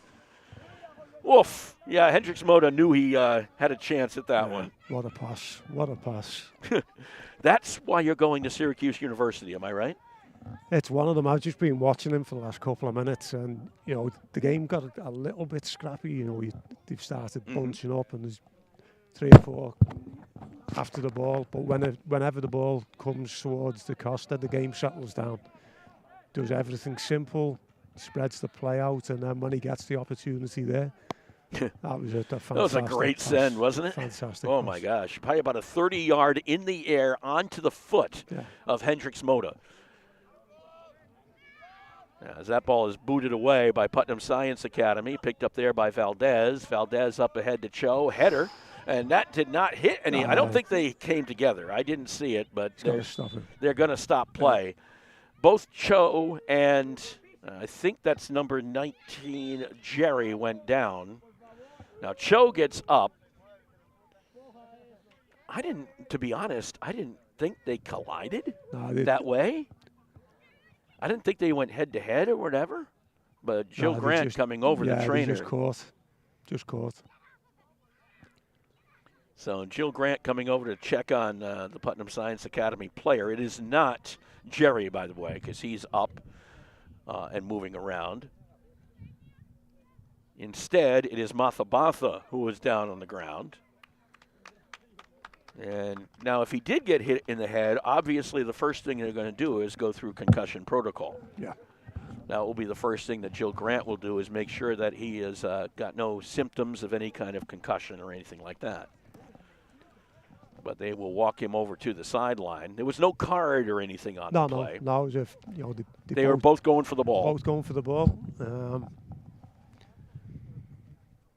There's no intent there. They both eyes on the ball. That was brave, both of them. Oh, yeah.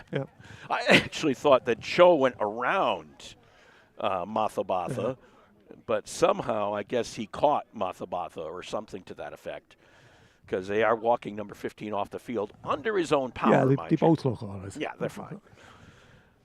Although I'm sure because it was and they may actually check on Cho as well. She's taking them both over to the cart, which basically means checking for any kind of concussion or anything like that. And they will go through the protocol to do so.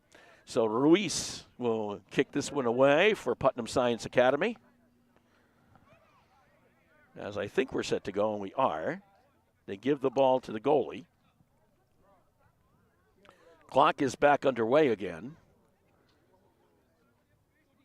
And Ruiz directing traffic. Now, will he punt it? I think he will, given the fact that he is allowed the Woodstock. No, he rolled it. Got it over to Thomas on that far side for Putnam Science Academy. The scores remain 2-0. It's been like that since the 26-minute mark of the first half. Putnam Science trying to get a ball into the middle, and that one will be picked up by Madrano. And he'll roll it up ahead to DaCosta. One times it to Vale. Down that far sideline, Moda sends it down. Oh, to Valdez, who got behind the D a little bit, but could not get to the ball fast enough. It'll be a throw-in for the Centaurs on this near side, deep on this near side. I don't think they gave him a corner, did they? Yeah, I guess they did. Yeah. I guess it was a corner. Okay. First corner of the half for Woodstock Academy will be taken by Valdez with the left foot. And Valdez boots it in. That's a long kick across the goal mouth. Headed back in by the Centaurs, booted out by Putnam Science Academy. Waiting for it to come down was Sanchez. He'll be headed back this way. Picked up there by Valdez. It's briefly, and then Putnam Science manages to bump it forward as Foya. And that one will go to, we got a little some sub action going on here. So I think Mathabatha is coming back into the game. So he apparently that little knock on the head was not a problem. No. Throw in down below us for Jerry. So he gets it into Barcello. One-timed by Rodriguez. Picked up by the Centaurs. Cho, who's also back into the game, by the way. Yeah. Down the far side, they send it. Sanchez, that one's going to roll out. Is it a goal kick out is the question. Corner. It's a corner. First corner of the half second corner of the half, I should say, for Woodstock Academy. And taking it on that far side will be Hendricks Moda.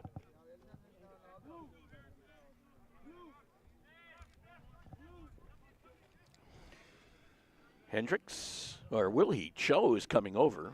Yeah, he just one-timed it to Cho. That little quick short corner. Cho now sends it into the middle, knocked away by Putnam Science Academy. A little slide to get it with Sanchez, but it goes out. Be a throw-in for Putnam Science.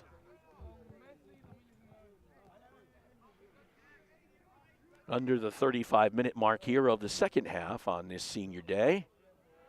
There's a header back. Well, they stayed in, I guess, over on that far side. Picked up there by the Mustangs briefly, and they continue to work it. Getting bunched up is the right now the catchword of the second half. Yeah. Because that's what they've been doing is getting bunched up. To this near side is Manecki. Back over to Yang. To Vale. Vale boots it over to the far side. Back over to Vale. Just looking for something to happen in the middle. Now Manecki works his way down, got about 20 yards further deep. Pushed down on the play will be a free kick for the Centaurs as Jerry got a arm into his back. You can see the big difference just in those last couple of minutes when the Woodstock defenders have got the ball. They've only got two guys coming out to press them. When their defenders are getting the Putnam's defenders are getting the ball, there's 4 or 5 Woodstock players closing them down, and that's why it's so compact in there. There's no space in there. It's because it's just the onward rush of Woodstock Academy. Yeah, and it's the reason that you look at it now. There's only 1 or 2 players coming to the ball, and then if you see it at the opposite end, when they get the ball, Woodstock have got player numbers around them. That was a nice little kick there by Valdez. Unfortunately, it went by Manecki. I don't think Manecki was anticipating it, to be honest. Manecki comes on to the ball now and sends it back out to DaCosta. DaCosta plays with his eyes up all the time, always looking downfield. This is Moda. Actually, no, that was Sanchez on to Moda. Moda sends it in, and Ruiz is up to the task of catching that one on the save. There's only been 2 shots in the second half for the Centaurs, both of them by Hendricks Moda. And one of them he wanted back. Went wide on it. Downfield it goes. But only one Mustang downfield. Headed back forward by the Mustangs. Anicello sends it back to Medrano. The defense did for the Centaurs, that is. Harrison Vale's over on that far side. To Yang, to Medrano. They'll use the keeper in this case, DaCosta. Over to Yang, to Manecki. Knocked away. And still that should be a handball on Manecki, but they're not going to call it. There was no advantage. If anything, the advantage rested with Putnam Science. So Jerry with the ball. They tried to boot it forward to Lorente. Lorente into the middle more. One time's into that middle, knocked away by the Centaurs. Kept back in by Martinez briefly as he and Myers do a little dance. Martinez backwards and booted out by DaCosta, and it will be a free kick. Referee did well. Tried to play the advantage and called it back. Yep, well, that's one of those where you let the advantage play out, and that's a good call. You're right. And then they give the ball after it was taken away. They give it ball back. Subs coming in for Putnam Science and for Woodstock Academy. Going out will be Moda.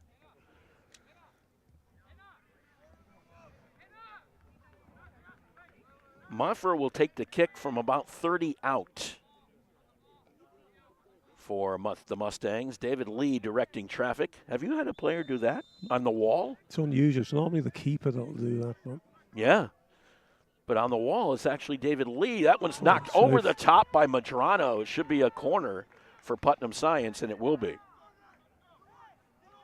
On the free kick, Madrano had to get up there and knock it over the crossbar. And Moffro now will get the corner for Putnam Science. Gets the free kick. Now he gets the corner. Header by the Centaurs, straight up in the air. Header by the Mustangs. Header by the Mustangs. Back to the other corner, and it's sent back in, and the field goal is good. But unfortunately, it doesn't work in soccer, as I said in the first half. Field goal right between the wickets up there. But that got, if they could have got the ball down a little bit, it was just too high for them. They just couldn't make it work. But it was next to the goal for the Mustangs. Now it's a throw over to the side. I guess a new ball is coming in. Didn't like the ball. That's what it is. So it'll be a goal kick out from Madrano from there to Vale. Back over to Madrano. Yeah, that's a little dangerous. It will stay in, and the Centaurs. Do you get the idea Woodstock right now is a little comfortable? Yeah. If you know what I'm saying? Yeah.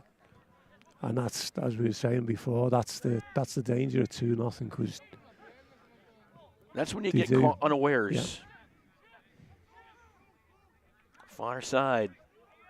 Sanchez up forward, try to get it to Cho. It's Penticus back to Cho. Cho runs it in. David Lee back outside. They one-time it down to Valdez. Will he get there before it gets to the end line? They do not. It'll be a goal kick out. But you can see how fast they can counter. Yeah. And the attack is certainly there when they want to. But they haven't really chosen to do a lot in this half. No. Pretty even second half, 2 shots each. Couple of dangerous shots, one by Mafra off the free kick and the other by Moda. Neither one found the back of the net, though. And a 2-0 lead, the Centaurs remain on top. Back at midfield, header by Sanchez, picked up by Thomas. Sent back the other way, though Centaurs send it back into the middle with Cho. This one's being played between the 20s. Yeah. And that's when you're asked just after, just at the beginning of the second half, you know, what you do as a coach. It's either, you know, do you gamble, or the other way of looking at it, say, okay, let's bed in, let's frustrate them, let's see if they lose their discipline a bit, and if we're still a 2-0 or 2-1 preferably, with 10-15 to go, then you can gamble. Then you can gamble? Yeah. So you try to keep that defensive look as long as you can, essentially is what it comes down to. You hope to poke one in, and if you don't, then you're going to have to gamble in the last 15 minutes, which we're about 10 minutes away from. Yeah. Goal kick out for the Mustangs.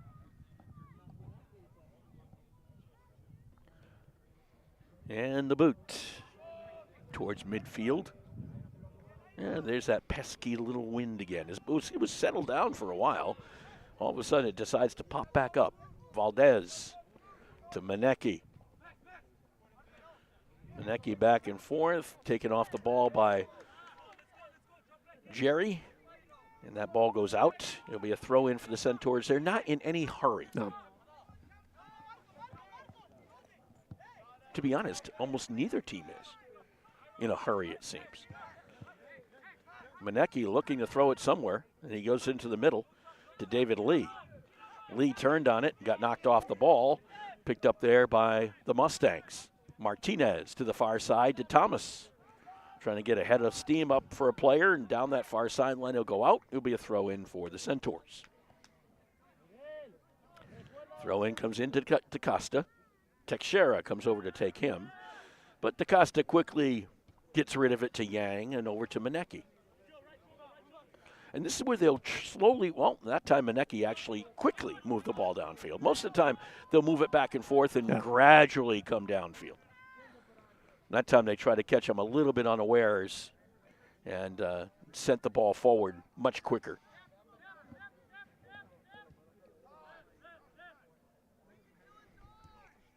Ball to this near side for Manecki. Over to Yang, and we'll go back the other way. And this is the way they'll work it back slowly again. Yep. Sanchez, far side, knocked down by Putnam Science. And as you've been saying, only one Putnam Science player beyond midfield right now. Yep. Right down below is Jerry. Trying to get it back to Lorente and coming on to kick the ball away. Putnam Science, little one-time backwards by Woodstock Academy. If I did that, I'd miss the ball entirely. It wouldn't have a chance. Lorente on the throw-in after a sub for Putnam Science.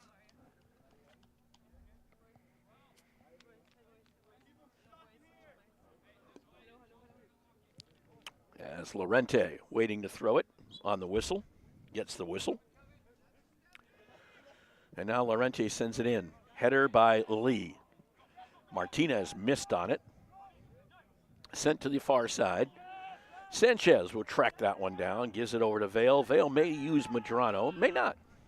Guess he won't. Vale takes about 2 steps back and then just hands it off to Sanchez. Sanchez on that far side, back to the middle to DaCosta. DaCosta to Manecki. And Lee, that one will go out and it'll be a throw in for Putnam Science Academy. I'd like to remind you once again, we're right back here tomorrow at the Bentley Athletic Complex for high school football. Woodstock Academy Centaurs taking on the Wildcats of Norwich Free Academy. Be on the air at about 11:50. Brad Favreau will join me for all the play-by-play of that one. The last regular season home game for the Centaurs, who come in with a 3-5 record. And right after that, at about 4:45, we'll take all of our equipment over to the Alumni Fieldhouse as the Woodstock Academy Centaurs volleyball team takes on the Cadets from St. Joseph's. And that game will be a Class L quarterfinal contest, state tournament game, 4:45 tomorrow live from the Alumni Fieldhouse. Busy Saturday. And that's not all, because guess what? The Prep Soccer 2 team is playing tomorrow. And they'll do so on the South Campus turf, taking on St. Thomas More at 11 a.m. in a semifinal contest. And then they'll be playing also on Sunday. If they beat St. Thomas More, they'll face the winner of Hoosac Putnam Science Academy in the GESP Championship, 2 o'clock, I should say 11 a.m. right here at the Bentley Athletic Turf. That ball was kicked away by Quate, be picked up by Lee deep in the Putnam Science end. They get it into the middle to Myers. Myers sent that one a little bit off. It'll be a goal kick out for the Mustangs. So they got a lot of activity this weekend, this Veterans Day weekend here at the Academy. Even had a Black Hawk helicopter out here the other day for Veterans Day. Yeah, I saw that. It was kind of cool. Yeah. Well, the kids thought it was kind of cool, I'll tell you that. Looking inside and getting to see how it works. Now, it didn't have everything that a normal Black Hawk will have, but it still is kind of cool. Let's put it that way. And I think it got to from Windsor to here in about 15 minutes. That tells you how fast those things fly, okay?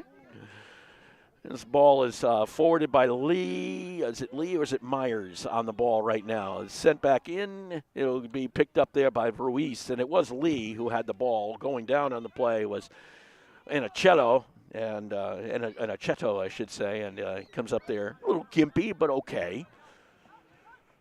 Lorento. Back over to Mathabatha. They'll change fields on it. Give it over to Quate on the far side. Quate will just boot it downfield. Back to mid. Went out off of Teixeira. So it'll be a throw in for the Centaurs. As we've reached the 20-minute mark in this one. 2-0. The Centaurs maintaining that lead. Have done very little to change that right now. Just a couple of shots on goal. Same thing for Putnam Science here in the second half. Valdez with the ball now. Sends it across. Well, if you're playing the top team in the country like this, though, do you say, if we might settle for a 2-0 loss? And, it's good experience to play against teams. This is Valdez, and Ruiz made the save off the shot by Valdez. Well, if you can hold your shape and stay tight against a team at this level, then it's certainly something to build on. It's kind of like a win in a manner of speaking. Character building win. Okay, I'm stretching for it, Paul. Yeah, I'm trying hard. Just for both sides, it's we talk about game management. So from Woodstock's point of view, like the 2-0 up, yeah, they're pretty comfortable. Oh yeah. So you lose your discipline and start throwing players forwards, and then give a goal away, and when you were comfortable. So why overstretch yourself when you've got a 2-0 lead? Correct. Teixeira loses that one, it goes out. The other thing about that, too, is you don't, as much as you want to come out of here with a W, you also don't want to have many injuries or anything like that. If this is just what it is, a tune-up kind of for the playoffs next week, you don't want to have any sort of injuries or anything like that either. So you're happy with a 2-0 win. Yeah. There's no question about that. More subs coming in for Putnam Science. Now, you'd said also that as you get down to the 10 or 15-minute left mark, well, that's when you kind of, let it loose. Let's see if the Mustangs decide to do that. I don't know if the Centaurs will let them do that. That's probably part of the problem. Yeah, there's that. And, are they happy with, as you were talking about, would they come away with a 2-0 defeat? As opposed to like a 5-0 or something. 5, yeah, so... Do you change things up or just keep them the way they are? This is a header by the Mustangs back into the middle. Sent back, Mathabatha over to Ruiz. Ruiz settles it down and boots it on out of there. He had a couple of Centaurs staring right at him. This is taken quickly through the middle by DaCosta. Could not really get the head of steam he wanted.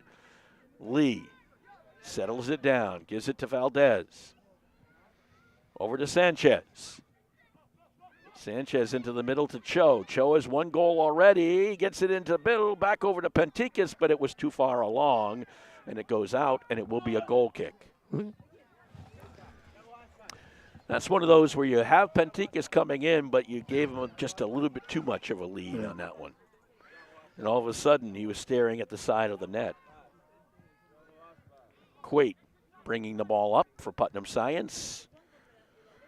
Got it to Teixeira briefly. Now Teixeira tried to control it. Number 7, Teixeira, is doing everything he can. He's been running all over the place for Putnam Science, trying to create some energy, I think is what they're looking for. Manecki just gives it up to Cho, or to Lee, I should say. Far side, Sanchez. Sanchez with the left foot. The official almost got that one. If he would have shot it, it wouldn't have been good. Valdez with the ball over to Manecki. That's DaCosta in the middle of the field. Back to Manecki. And back out to Yang. Into the middle, Myers. I will say this, though. It does make the play-by-play man's job easy when they're not substituting very much. You can get the names down pretty quickly. They're all the same ones. Works pretty well. They try to get the ball onto the foot of Valdez and does. Valdez brings it into the middle of the field with that left foot, and then he decides to send it across to Sanchez. Sanchez. Down that far side. One time backwards to Penticus. Out to Vale. Vale sends it into the middle, knocked away by the Mustangs. Picked up there by Martinez.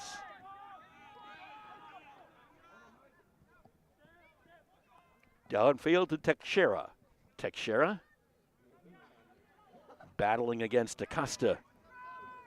And I think DaCosta won that battle, I guess you could say. To the near side. Kept in by David Lee. Nice hustle. Up ahead to Myers.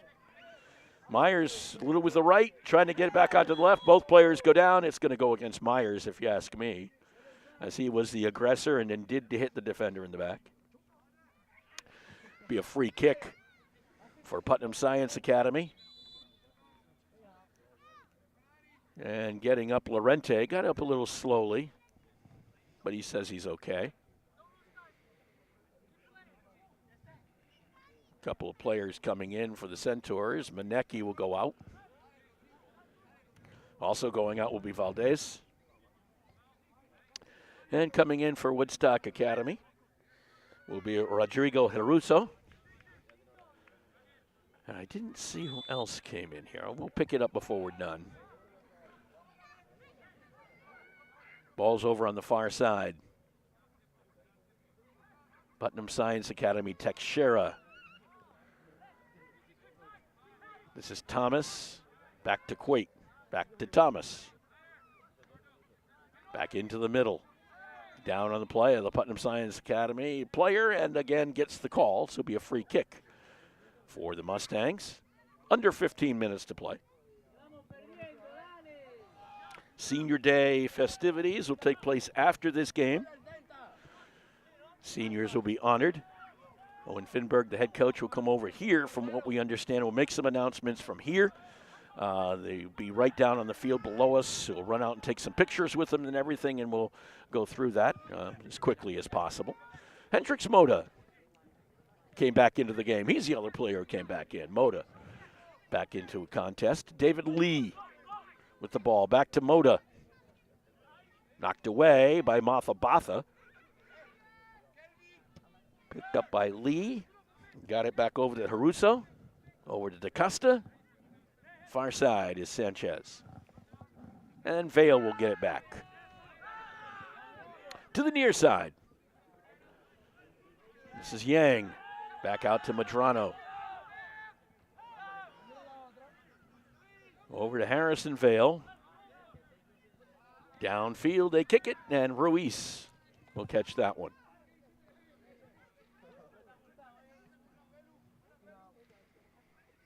So whose play did you like most today as far as the Centaurs, just as far as players on the field? Who have impressed you most? DaCosta.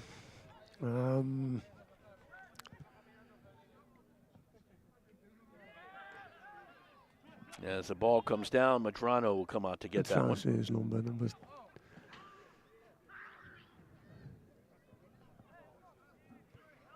They get the ball down to David Lee.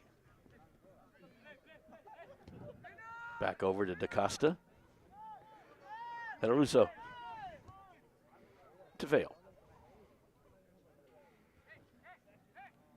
Far side is Sanchez over to Cho. Knocked away. It'll go over to the Centaurs. You like Cho? Yeah, Cho. Yeah.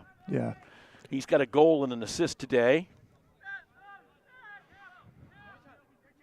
And when you only have 2 goals, so that's a pretty good day for the team anyway. David Lee trying to check onto that ball. Got to it. Can he get the left foot on it? He will be able to. He gives it up. Sent back into the middle. Over the top. They were looking for Haruso. They couldn't get it to him. Now Haruso gets it back. Mustangs knock it out of bounds. It'll be a throw-in for Haruso and the Centaurs. Myers was out there. Now Lee comes on. Now Haruso on to Cho. Will Cho get a second one? Nope, shot and save. Cho got his left foot on that one. And Mota's had a good game. He's held the line really well, and DaCosta and Cho. Yep. Yeah, they found him well on both sides. Yes, well. and he just hasn't been able to convert. He's come close. The header to the right. Yeah. Then the shot that went to the eluded the far post, if you will. He's always been a problem for Putnam to pick up, but the big thing for me for Woodstock has been like the team performance and how they've, the shape, the way they've kept the ball, just how patient they've been. So that ball will be on the far side. It'll be a throw-in for the Mustangs. Under 10 minutes to play in this 2-0 game, and we have another call. Be another throw-in because I don't think they were ready yet, is what they were saying. So it'll be a throw-in for the Mustangs on the far side. And the throw is long and in, and a header by Sanchez bounces into the middle. Yang bounces it back, sent back in, sent back out. The battle of the headers in the middle there. Been about 5 in a row. Caruso to Harrison Vale. Upfield to David Lee. David Lee from South Korea. Back into the middle. To DaCosta, who's from Mozambique. To Vale, who's from New York. New York City. This is Yang down the near side. On to Moda. That's the thing about these teams, too. You got to figure, what we just said there. South Korea to New York to Madrid over to, to Mozambique. I mean, you got to get the chemistry of different, not only different players and different talents, but different cultures. That's tough. It's tough, and I know talking to the previous coaches for the Woodstock prep, that's been one of the biggest tests for them. Yeah. I've gotten the kids to gel. And that's something you don't have to deal with maybe as much, because a lot of times kids coming into high school, although we do have a lot of different towns here, we may have more of a difficult problem than some other schools do. But a lot of the kids know each other. Yeah. And know style of play. These kids, no idea. Yeah. Especially in your first year of a program. They are just a bunch of kids who came together and they produced a 12-0 run record. Yeah, and outside of that, they're all kids who've, they're coming in from all over the world. Just individually, it's a big test for them. How do they settle in a foreign country, different way of life? Ball's popped up our way. Different expectations. It's a big test for them. The only thing is Owen Finberg did have a relationship with some of them from South Kent. Yeah. So some of them have come over from the South Kent program. So there is maybe a little bit more chemistry in that regard. Yeah. But still, when you have players from all over the place, it's tough for them to get used to one another. This is Yang right down below us. Over to Cho. Sends it across the field. Get it over to Sanchez. Sanchez to Penticus. Penticus taken off the ball by Quate. Penticus still fighting for it. It'll end up on Thomas's foot. Thomas sends it off the fence. It'll be a throw-in for the Putnam Science Academy squad. Over on that far side. A 2-0 lead for the Centaurs. 6:48 to play in this one. As we said, we will stay on a little bit for the senior day festivities. They'll try to get them back together as fast as they can, because obviously they also have the sunlight issue that they're going to be dealing with here as we approach the 4 o'clock hour. The sun goes down mighty quick these days. It does, as we found out in our overtime game a couple of weeks ago. Yeah. All of a sudden you're like, it's dark out here, folks.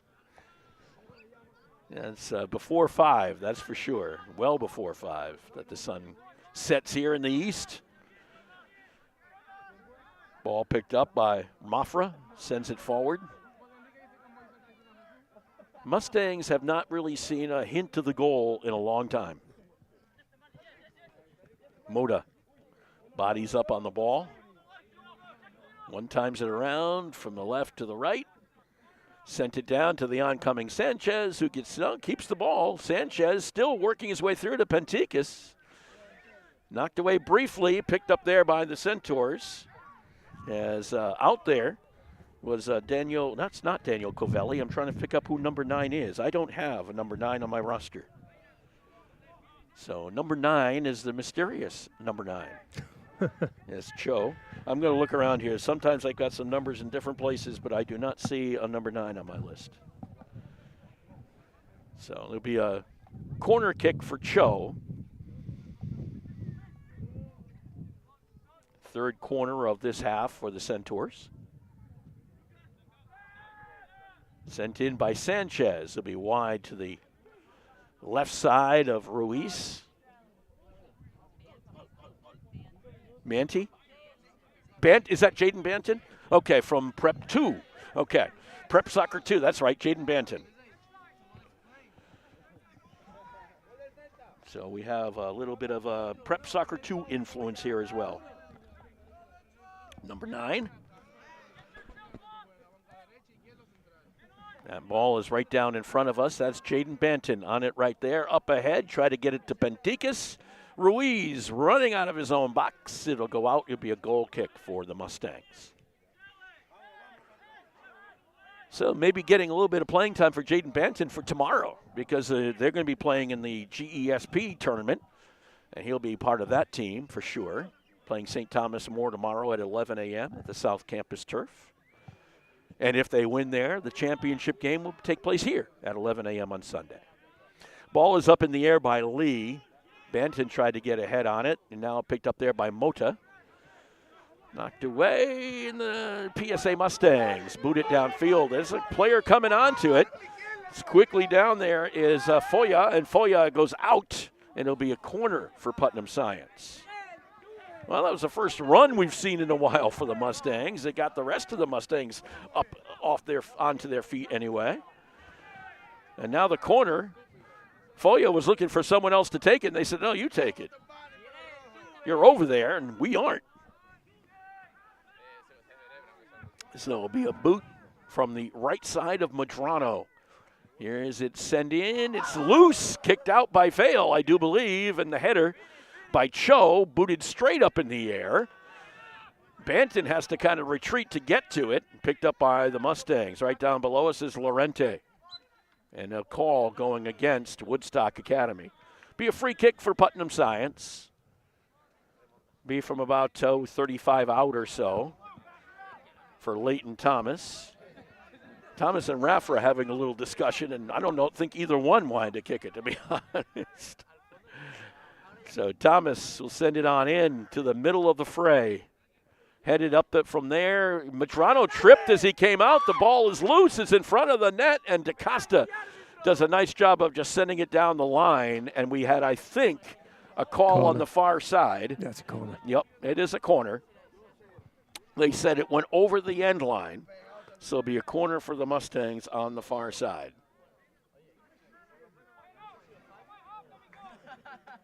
Well, that'll take a little time to get the ball over there. Time that the Mustangs don't have a lot of right now. Mafra will take it for the Mustangs over on that far side. Just about 2 minutes left to play in regulation. Mafra sends the ball into the middle over the top of Madrano. The ball is still loose. Penticus knocked it back this way, and it'll be a call against the Mustangs. Either that or we've got a handball of major proportion.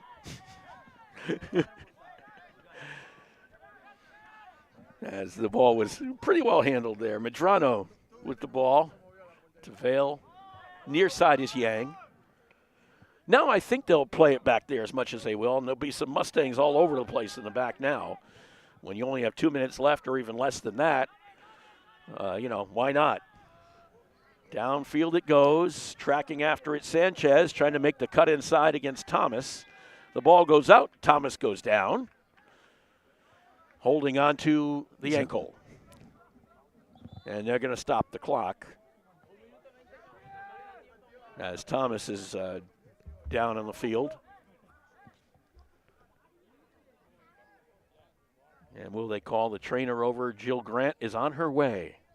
And it's a cramp is what I think the complaint is at this point.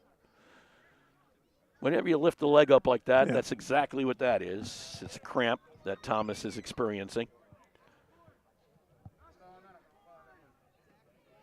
Are they going to start the game? They did. Yeah. Okay. Well, he's out of bounds, so he is off the field right now. It's over on that far side. The Mustangs had the ball. Kick it downfield, and it goes right to Harrison Vale. Vale will send it back into the middle. There's DaCosta. Over on the far side. Caruso is down below us right now, just kind of waiting for it. Harrison Vale looks into the middle. Got it to Cho, who gets it to Yang. Back to Cho. Out to Vale. Vale sends it to the far side. 39 seconds left in regulation. Harrison Vale over on that far side. Picked up by Madrano. Back over to Vale. Vale takes it. Sends it forward. Sanchez on the ball. Final 20 seconds of play. Manecki across the field. Manecki kicks it in over the top, and a goal, an own goal, if you will, for the Mustangs, as that ball went off of one of their players and into the net. It's a 3-0 lead, but that's a clear own goal if you've ever seen one. And it came with 8 seconds to play. 3-0 lead for the Centaurs. That's a tough one, right? It is, but it's why you tell your players if they're going to cross the ball in, put it between the goalkeeper and the defenders when the defender's running towards his own goal. Yeah, and it can go anywhere. That was tough. I think I don't know if the defender was trying to kick it to the left or trying to give it back to Ruiz. Whatever it is, it hit right off of him. I think he was caught in two minds because he had a player coming in behind him. That's so true. He knew he had to do something, but whatever he did wasn't the right thing. Let's put it that way. And a 3-0 win for the Woodstock Academy Centaurs over the Mustangs from Putnam Science as the Centaurs go to 13-0-1 on the season. Now, as we said, we will be keeping it here as we will be having the Senior Day festivities for the Centaurs. In most cases, it's done before, but in this case, it'll be done after the game. So we're going to keep it around here, but we are going to take a short break, and we'll be back with more from the Bentley Athletic Complex. When it comes to financial planning, one size fits all isn't a fit at all. Ask the O'Brien Group, a financial advisory practice of Ameriprise Financial Services, about the exclusive Confident Retirement approach. It's a personalized, flexible, step-by-step approach towards financial balance, so you can feel confident about the future as well as your wants and needs of today. With the Confident Retirement approach and a one-on-one relationship with an advisor, the O'Brien Group will help you live life and save for tomorrow in a way that's right for you. It's what financial balance is all about. So call me, Pat O'Brien, today at 860-208-9913. My office is conveniently located above the Shopper's Guide in downtown Putnam, Connecticut at 66 Main Street. The Confident Retirement approach is not a guarantee of future financial results. Investment advisory products and services are made available through Ameriprise Financial Services Incorporated, a registered investment advisor.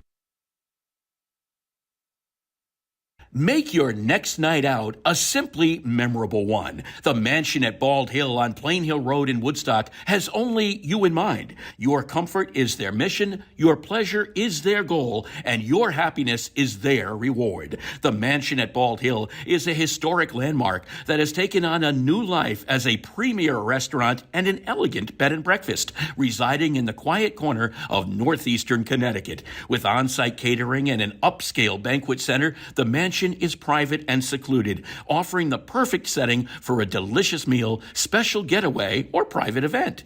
The mansion at Bald Hill welcomes you and looks forward to your visit, whether it be for dinner, an overnight stay, or a weekend getaway for that special occasion. The mansion at Bald Hill on Plain Hill Road in Woodstock. Simply put, spectacular. Treat yourself. You deserve it. Call the mansion at Bald Hill at 860-974-3456. That's 860-974-3456. Or visit them on Facebook, Instagram, or Pinterest.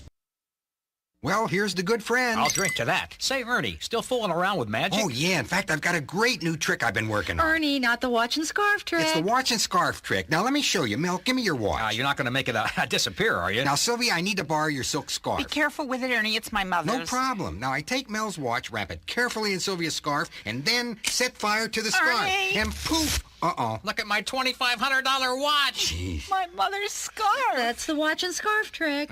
Let me show you how it's done. Show me, who's your insurance agent? There's no trick to finding good insurance coverage. Just call Girardi Insurance Services for homeowners and automobile coverage that really covers. Our experience in designing comprehensive protection programs can be tremendously helpful in your planning for the future. You never know what's going to happen next, so know you're ready for whatever happens. When they ask who's your insurance agent, Say Girardi Insurance Services, your independent agent. we're the answer. See them online at GirardiInsurance.com.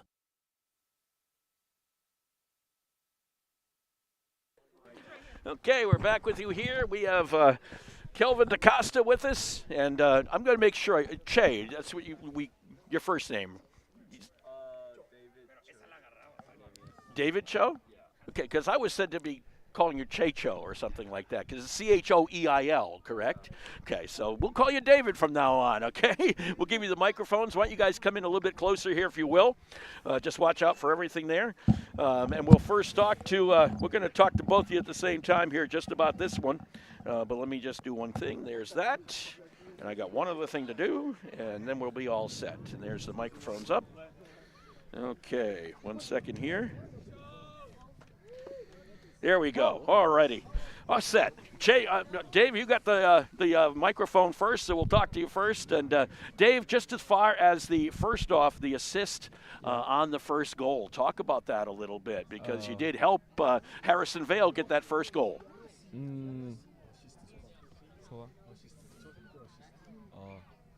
My feeling is very good. That's it. That's it? Yeah.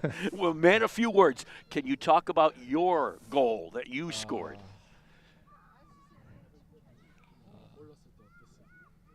Yes, same thing. Same thing? Yeah, because it's my first season goal. So my feeling is very good. Makes sense to me. There's no question about it. Kelvin, we're going to have you have the microphone here, too. Hey, Kelvin, just talk about the win today. Nice to get that win in the last regular season game for the Centaurs. Yeah, it was our last test before playoffs, and we just feel like we're ready to go into the next one. You know, are you feeling better now? You had an injury there for a little bit. You feel like you're 100% again? Definitely, 100%. You had one pass that Coach and I were looking at. You had that pass downfield. I think it was to Dan Valdez. That ball was spectacular. It didn't result in a goal, but what a nice ball that was. Yeah, we talked about it at halftime, and he just said to look for him. So that's what I did. Yeah. What does this team have to do well into the playoffs? What do you have to do well when you get to New Jersey? I think we just have to stay on our feet, be good defensively, and I feel like the goals will come. Did you feel today you guys accomplished what you wanted to do with the 3-0 win? You're kind of playing kind of comfortable, if you will, today. Yeah, but I feel like we could have done better, especially put the ball in the net a couple more times. Yeah, it looked like you had that kind of going that way. Coach, you got anything for either Kelvin or for Dave? Yeah, as you said, like we were saying during the game, really impressed with the way the team played as units right the way through. LG shape, patience, and great thing for me to see was like you don't waste the ball. Like you took very, very few chances, and then when you did take a chance on the longer passes, you hit them with the quality that you hit that one from right to left. Runs were there. Really good team performance. Sounds great to me. Kelvin, Dave, thank you very much. Thank you. Great job out there for both of you today. Okay. Are we all set for senior day, I think? I think we are. We're going to take this microphone down. You're going to take that mic. You're going to hold them both? I don't know if you have enough room there, Colin, unfortunate. Let's see how far we can go.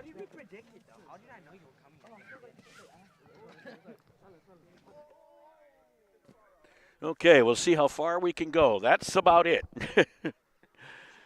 Okay, we'll try to pick it up from there. Thank you all for coming out today for senior day.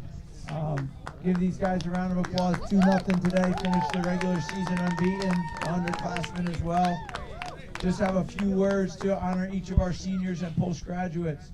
The first one from Kingston, Jamaica, Jaden Banton.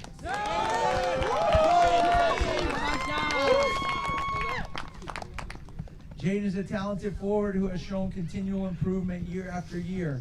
This year we have seen his game-changing ability on more than one occasion. A capable finisher with both feet and his head, Jaden is Prep 2's leading scorer and assist man by a large margin, and has led the line with more pace and purpose in his pressing on the defensive side of the ball. He's an excellent student and member of our leadership council, and is honing in on some impressive college options. Thank you, Jaden.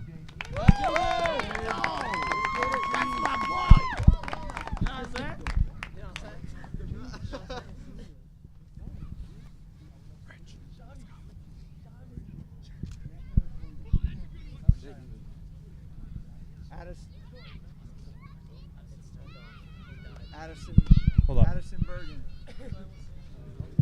Oh, there you go. Addison Bergen from Wilton, Connecticut.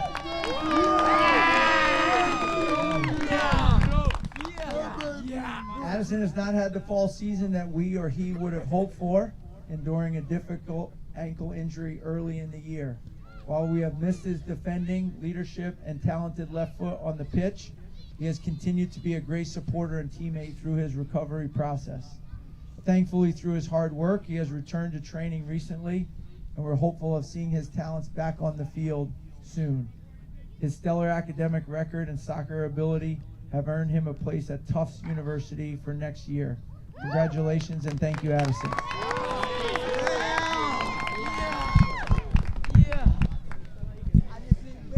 Pictures for you?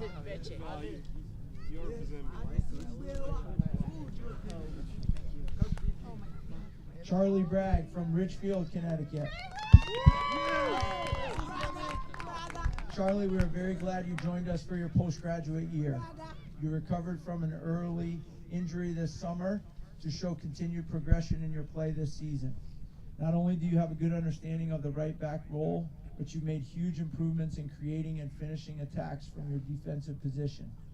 You have electric pace, and it's awesome to see you blow past opponents down the flank. Your play has now caught the attention of many coaches, and we're excited for your college prospects. Thank you, Charlie.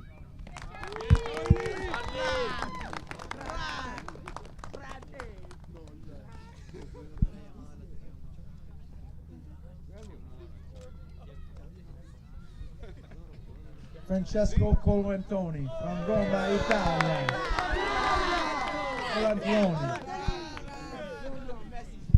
Francesco had a strong start to the season, only to suffer a bad tackle in the last preseason match that forced him to the sidelines for 6 weeks with a high ankle sprain.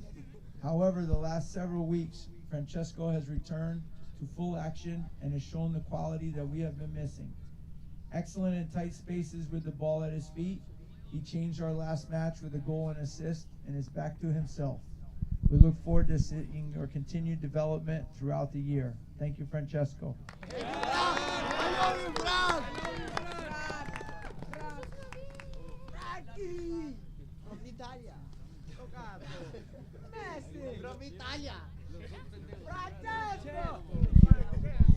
Daniel Covelli.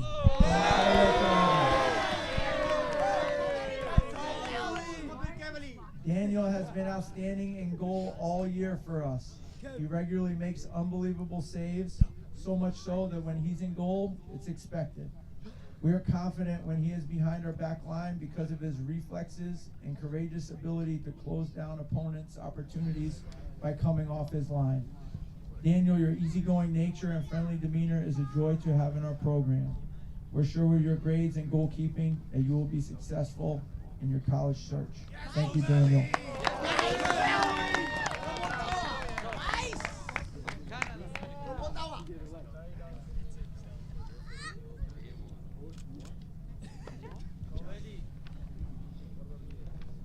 Jasper Cox from Amherst, Massachusetts. Jasper, we're glad you decided to join us after spending last year studying and playing in England. It did take you a little while to adjust to your new surroundings. However, recently you have found your stride. You have impacted games over the last few weeks in a major way. You have used your incredible engine to cover ground and make plays on both sides of the ball, breaking up attacks while creating chances and scoring goals.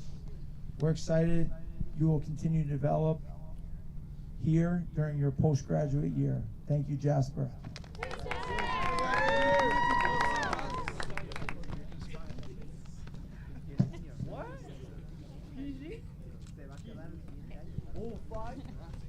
What's another senior year next to it? Another picture. One more picture next to it. Kelvin DeCosta from Mapuche, Mozambique. Hey, quiet down.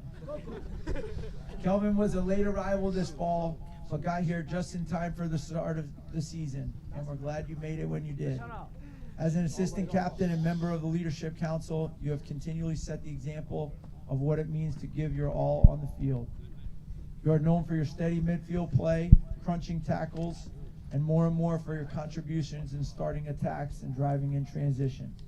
Based on your performances, you have been honored with a spot in the high school All-American soccer game.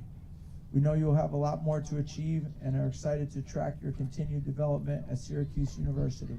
Thank you, Kelvin.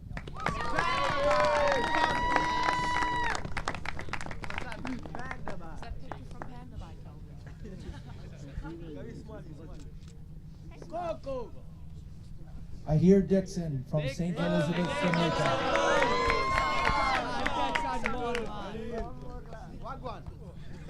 Ahir, you quickly settled into a key role on the field and in a leadership position, being selected to the position of captain.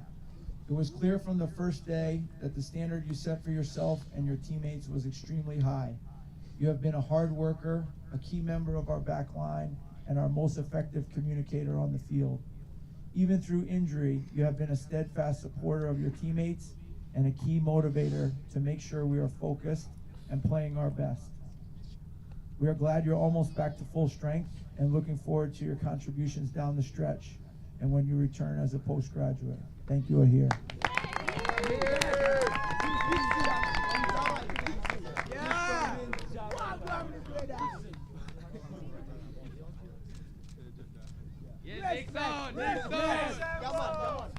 Lucas de Pedro Sanchez.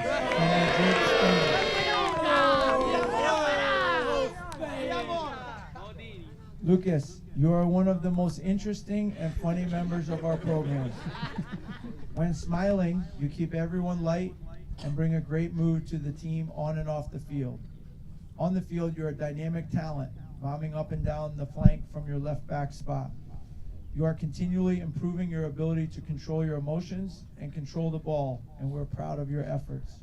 You have considerable room for growth, and if focused daily in your development, you will achieve great things. Thank you, Lucas.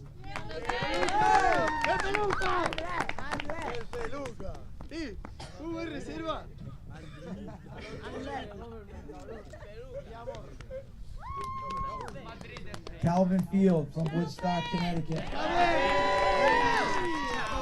Calvin, you are a lone Woodstock resident, and we are glad you have returned to WA and decided to stay for a postgraduate year with our program.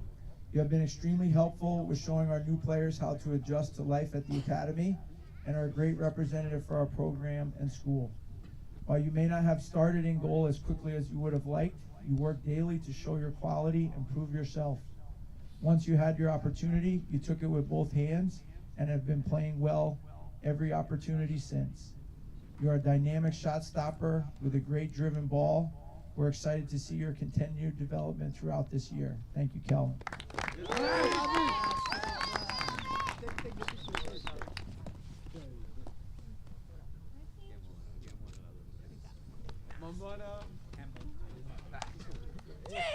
Ignacio Hahn from White Plains. Nacho, you showed so much of the dynamic attacking player that you are in our first session.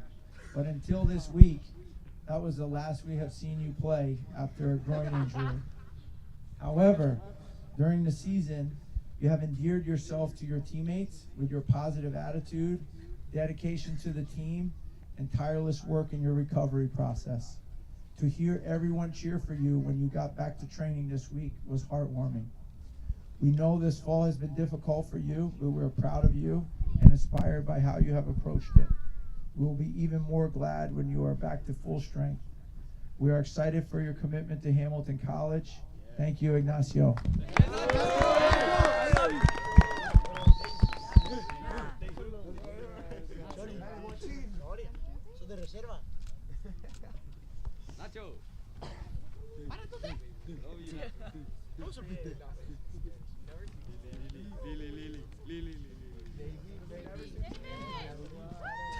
David Lee from Seoul, Korea.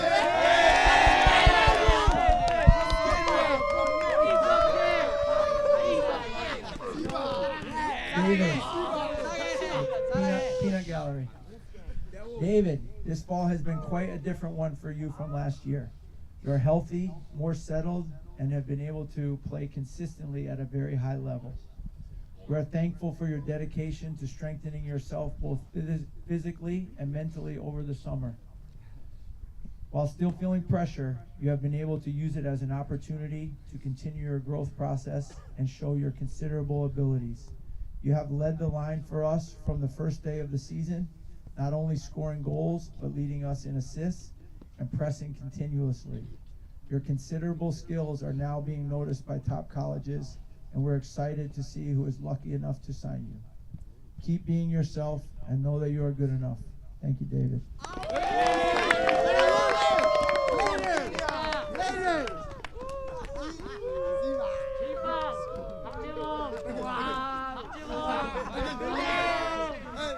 Stan Lehman from Leipzig, Germany. Stan, you are the lone holdover from last year's prep team.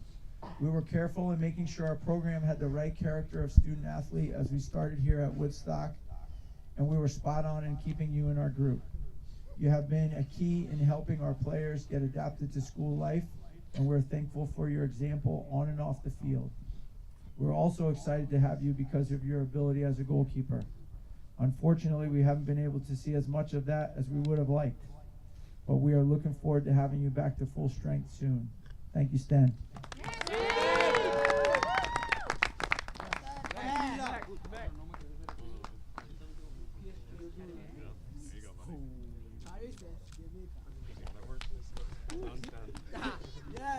Max Manecki from Paris,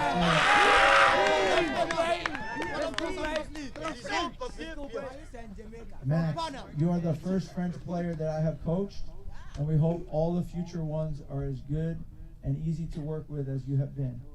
You have been incredibly consistent throughout the entire season, one of only 2 players to start every Prep 1 match. While logging a significant number of minutes, your performances have never dropped, always playing at a high level. You are a complete player, able to lock down opponents defensively and create chances going forward. You're getting some serious interest from top college programs, and we are sure that you will find the right fit. Thank you, Max.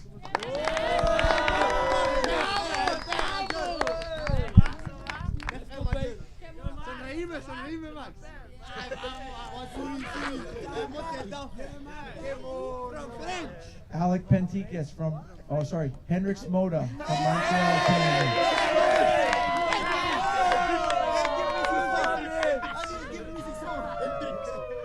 Hendrix, as a natural forward, it can be hard to be selfless.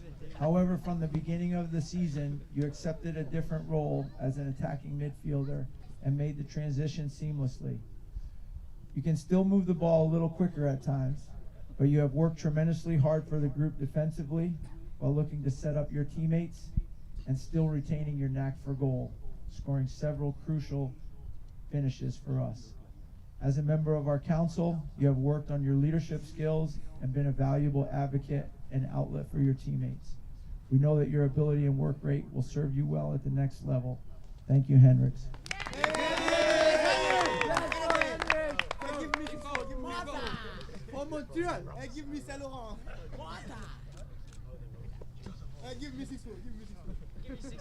Alec Pentikis from Rumson, New Jersey.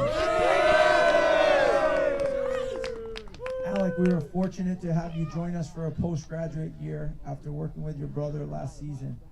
While you may not have thought that Woodstock was the right place for you initially, we're glad you reconsidered. You have continually added more things into your game, significantly improving your hold-up play and defending. At the same time, you have flashed your biggest strength, finishing, with an important game winner during a rainstorm in Lake Placid and a 4-goal game here versus Bridgeton. As you continue to play to your strengths and make improvements in other areas, we know you will do very well at Colby College. Thank you, Alec.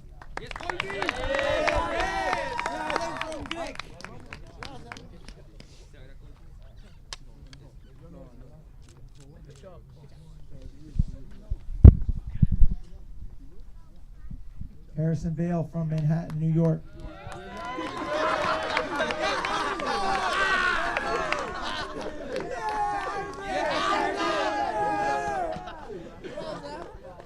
Harrison, you have had a strong fall season and brought exactly what we had hoped for when we recruited you. You play with a New York toughness and chip on your shoulder that makes you an invaluable part of our defensive unit. You are a dogged defender, but also work extremely hard to get forward and contribute to the attack, which you have done many times this year, even scoring at the mainline showcase. And today. Nice. You have also demonstrated great versatility in moving from your natural fullback position to center back when needed. We have no doubt that these attributes will help you in finding a good program to play for next year. Thank you, Harrison.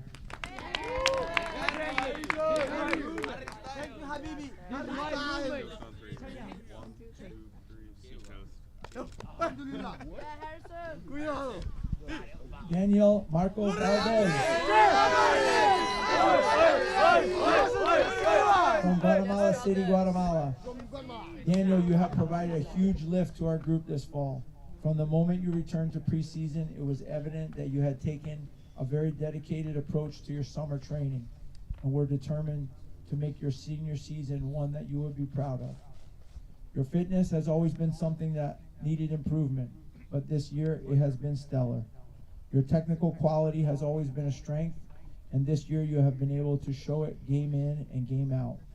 You have continued to improve on the field while also taking lessons to improve off it and doing your best to help our group as a member of the Leadership Council. We're excited for you to continue your progression as a student athlete and are excited for your next step. Thank you, Daniel.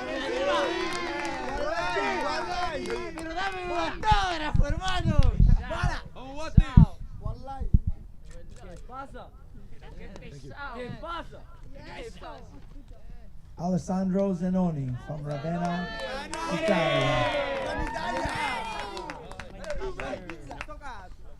Alessandro, last spring we were excited to add you to our group, knowing the experience that you had playing at Italy's highest youth level.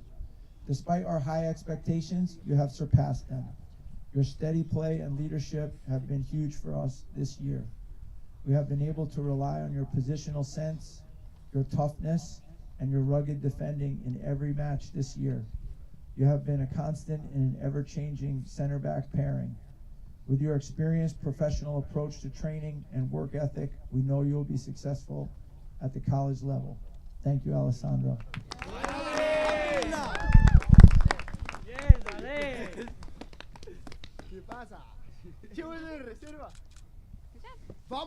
Can we get all you guys over here for a photo? How about a big round of applause for our seniors and postgraduates? And that'll do it for us here from the Woodstock Academy Bentley Athletic Complex as the Woodstock Academy Centaurs came up with the win over the Putnam Science Academy Mustangs today by a final score of 3-0. We would like to remind you we'll be back here tomorrow at Bentley Athletic Complex right around 10 of 12 or so, 11:50 if you want to use that terminology. Woodstock Academy Centaurs taking on Norwich Free Academy Wildcats in a high school football contest live from the Bentley Athletic Complex tomorrow at about 4:45. Class L volleyball coming your way. Quarterfinal tournament game as the Woodstock Academy Centaurs take on the St. Joseph Cadets out of Trumbull. For Paul Reardon, I'm Mark Allard. Final score once again here from the Bentley Athletic Complex. Woodstock Academy defeats the Putnam Science Academy Mustangs by a score of 3-0. Have yourself a rest of your fabulous Friday.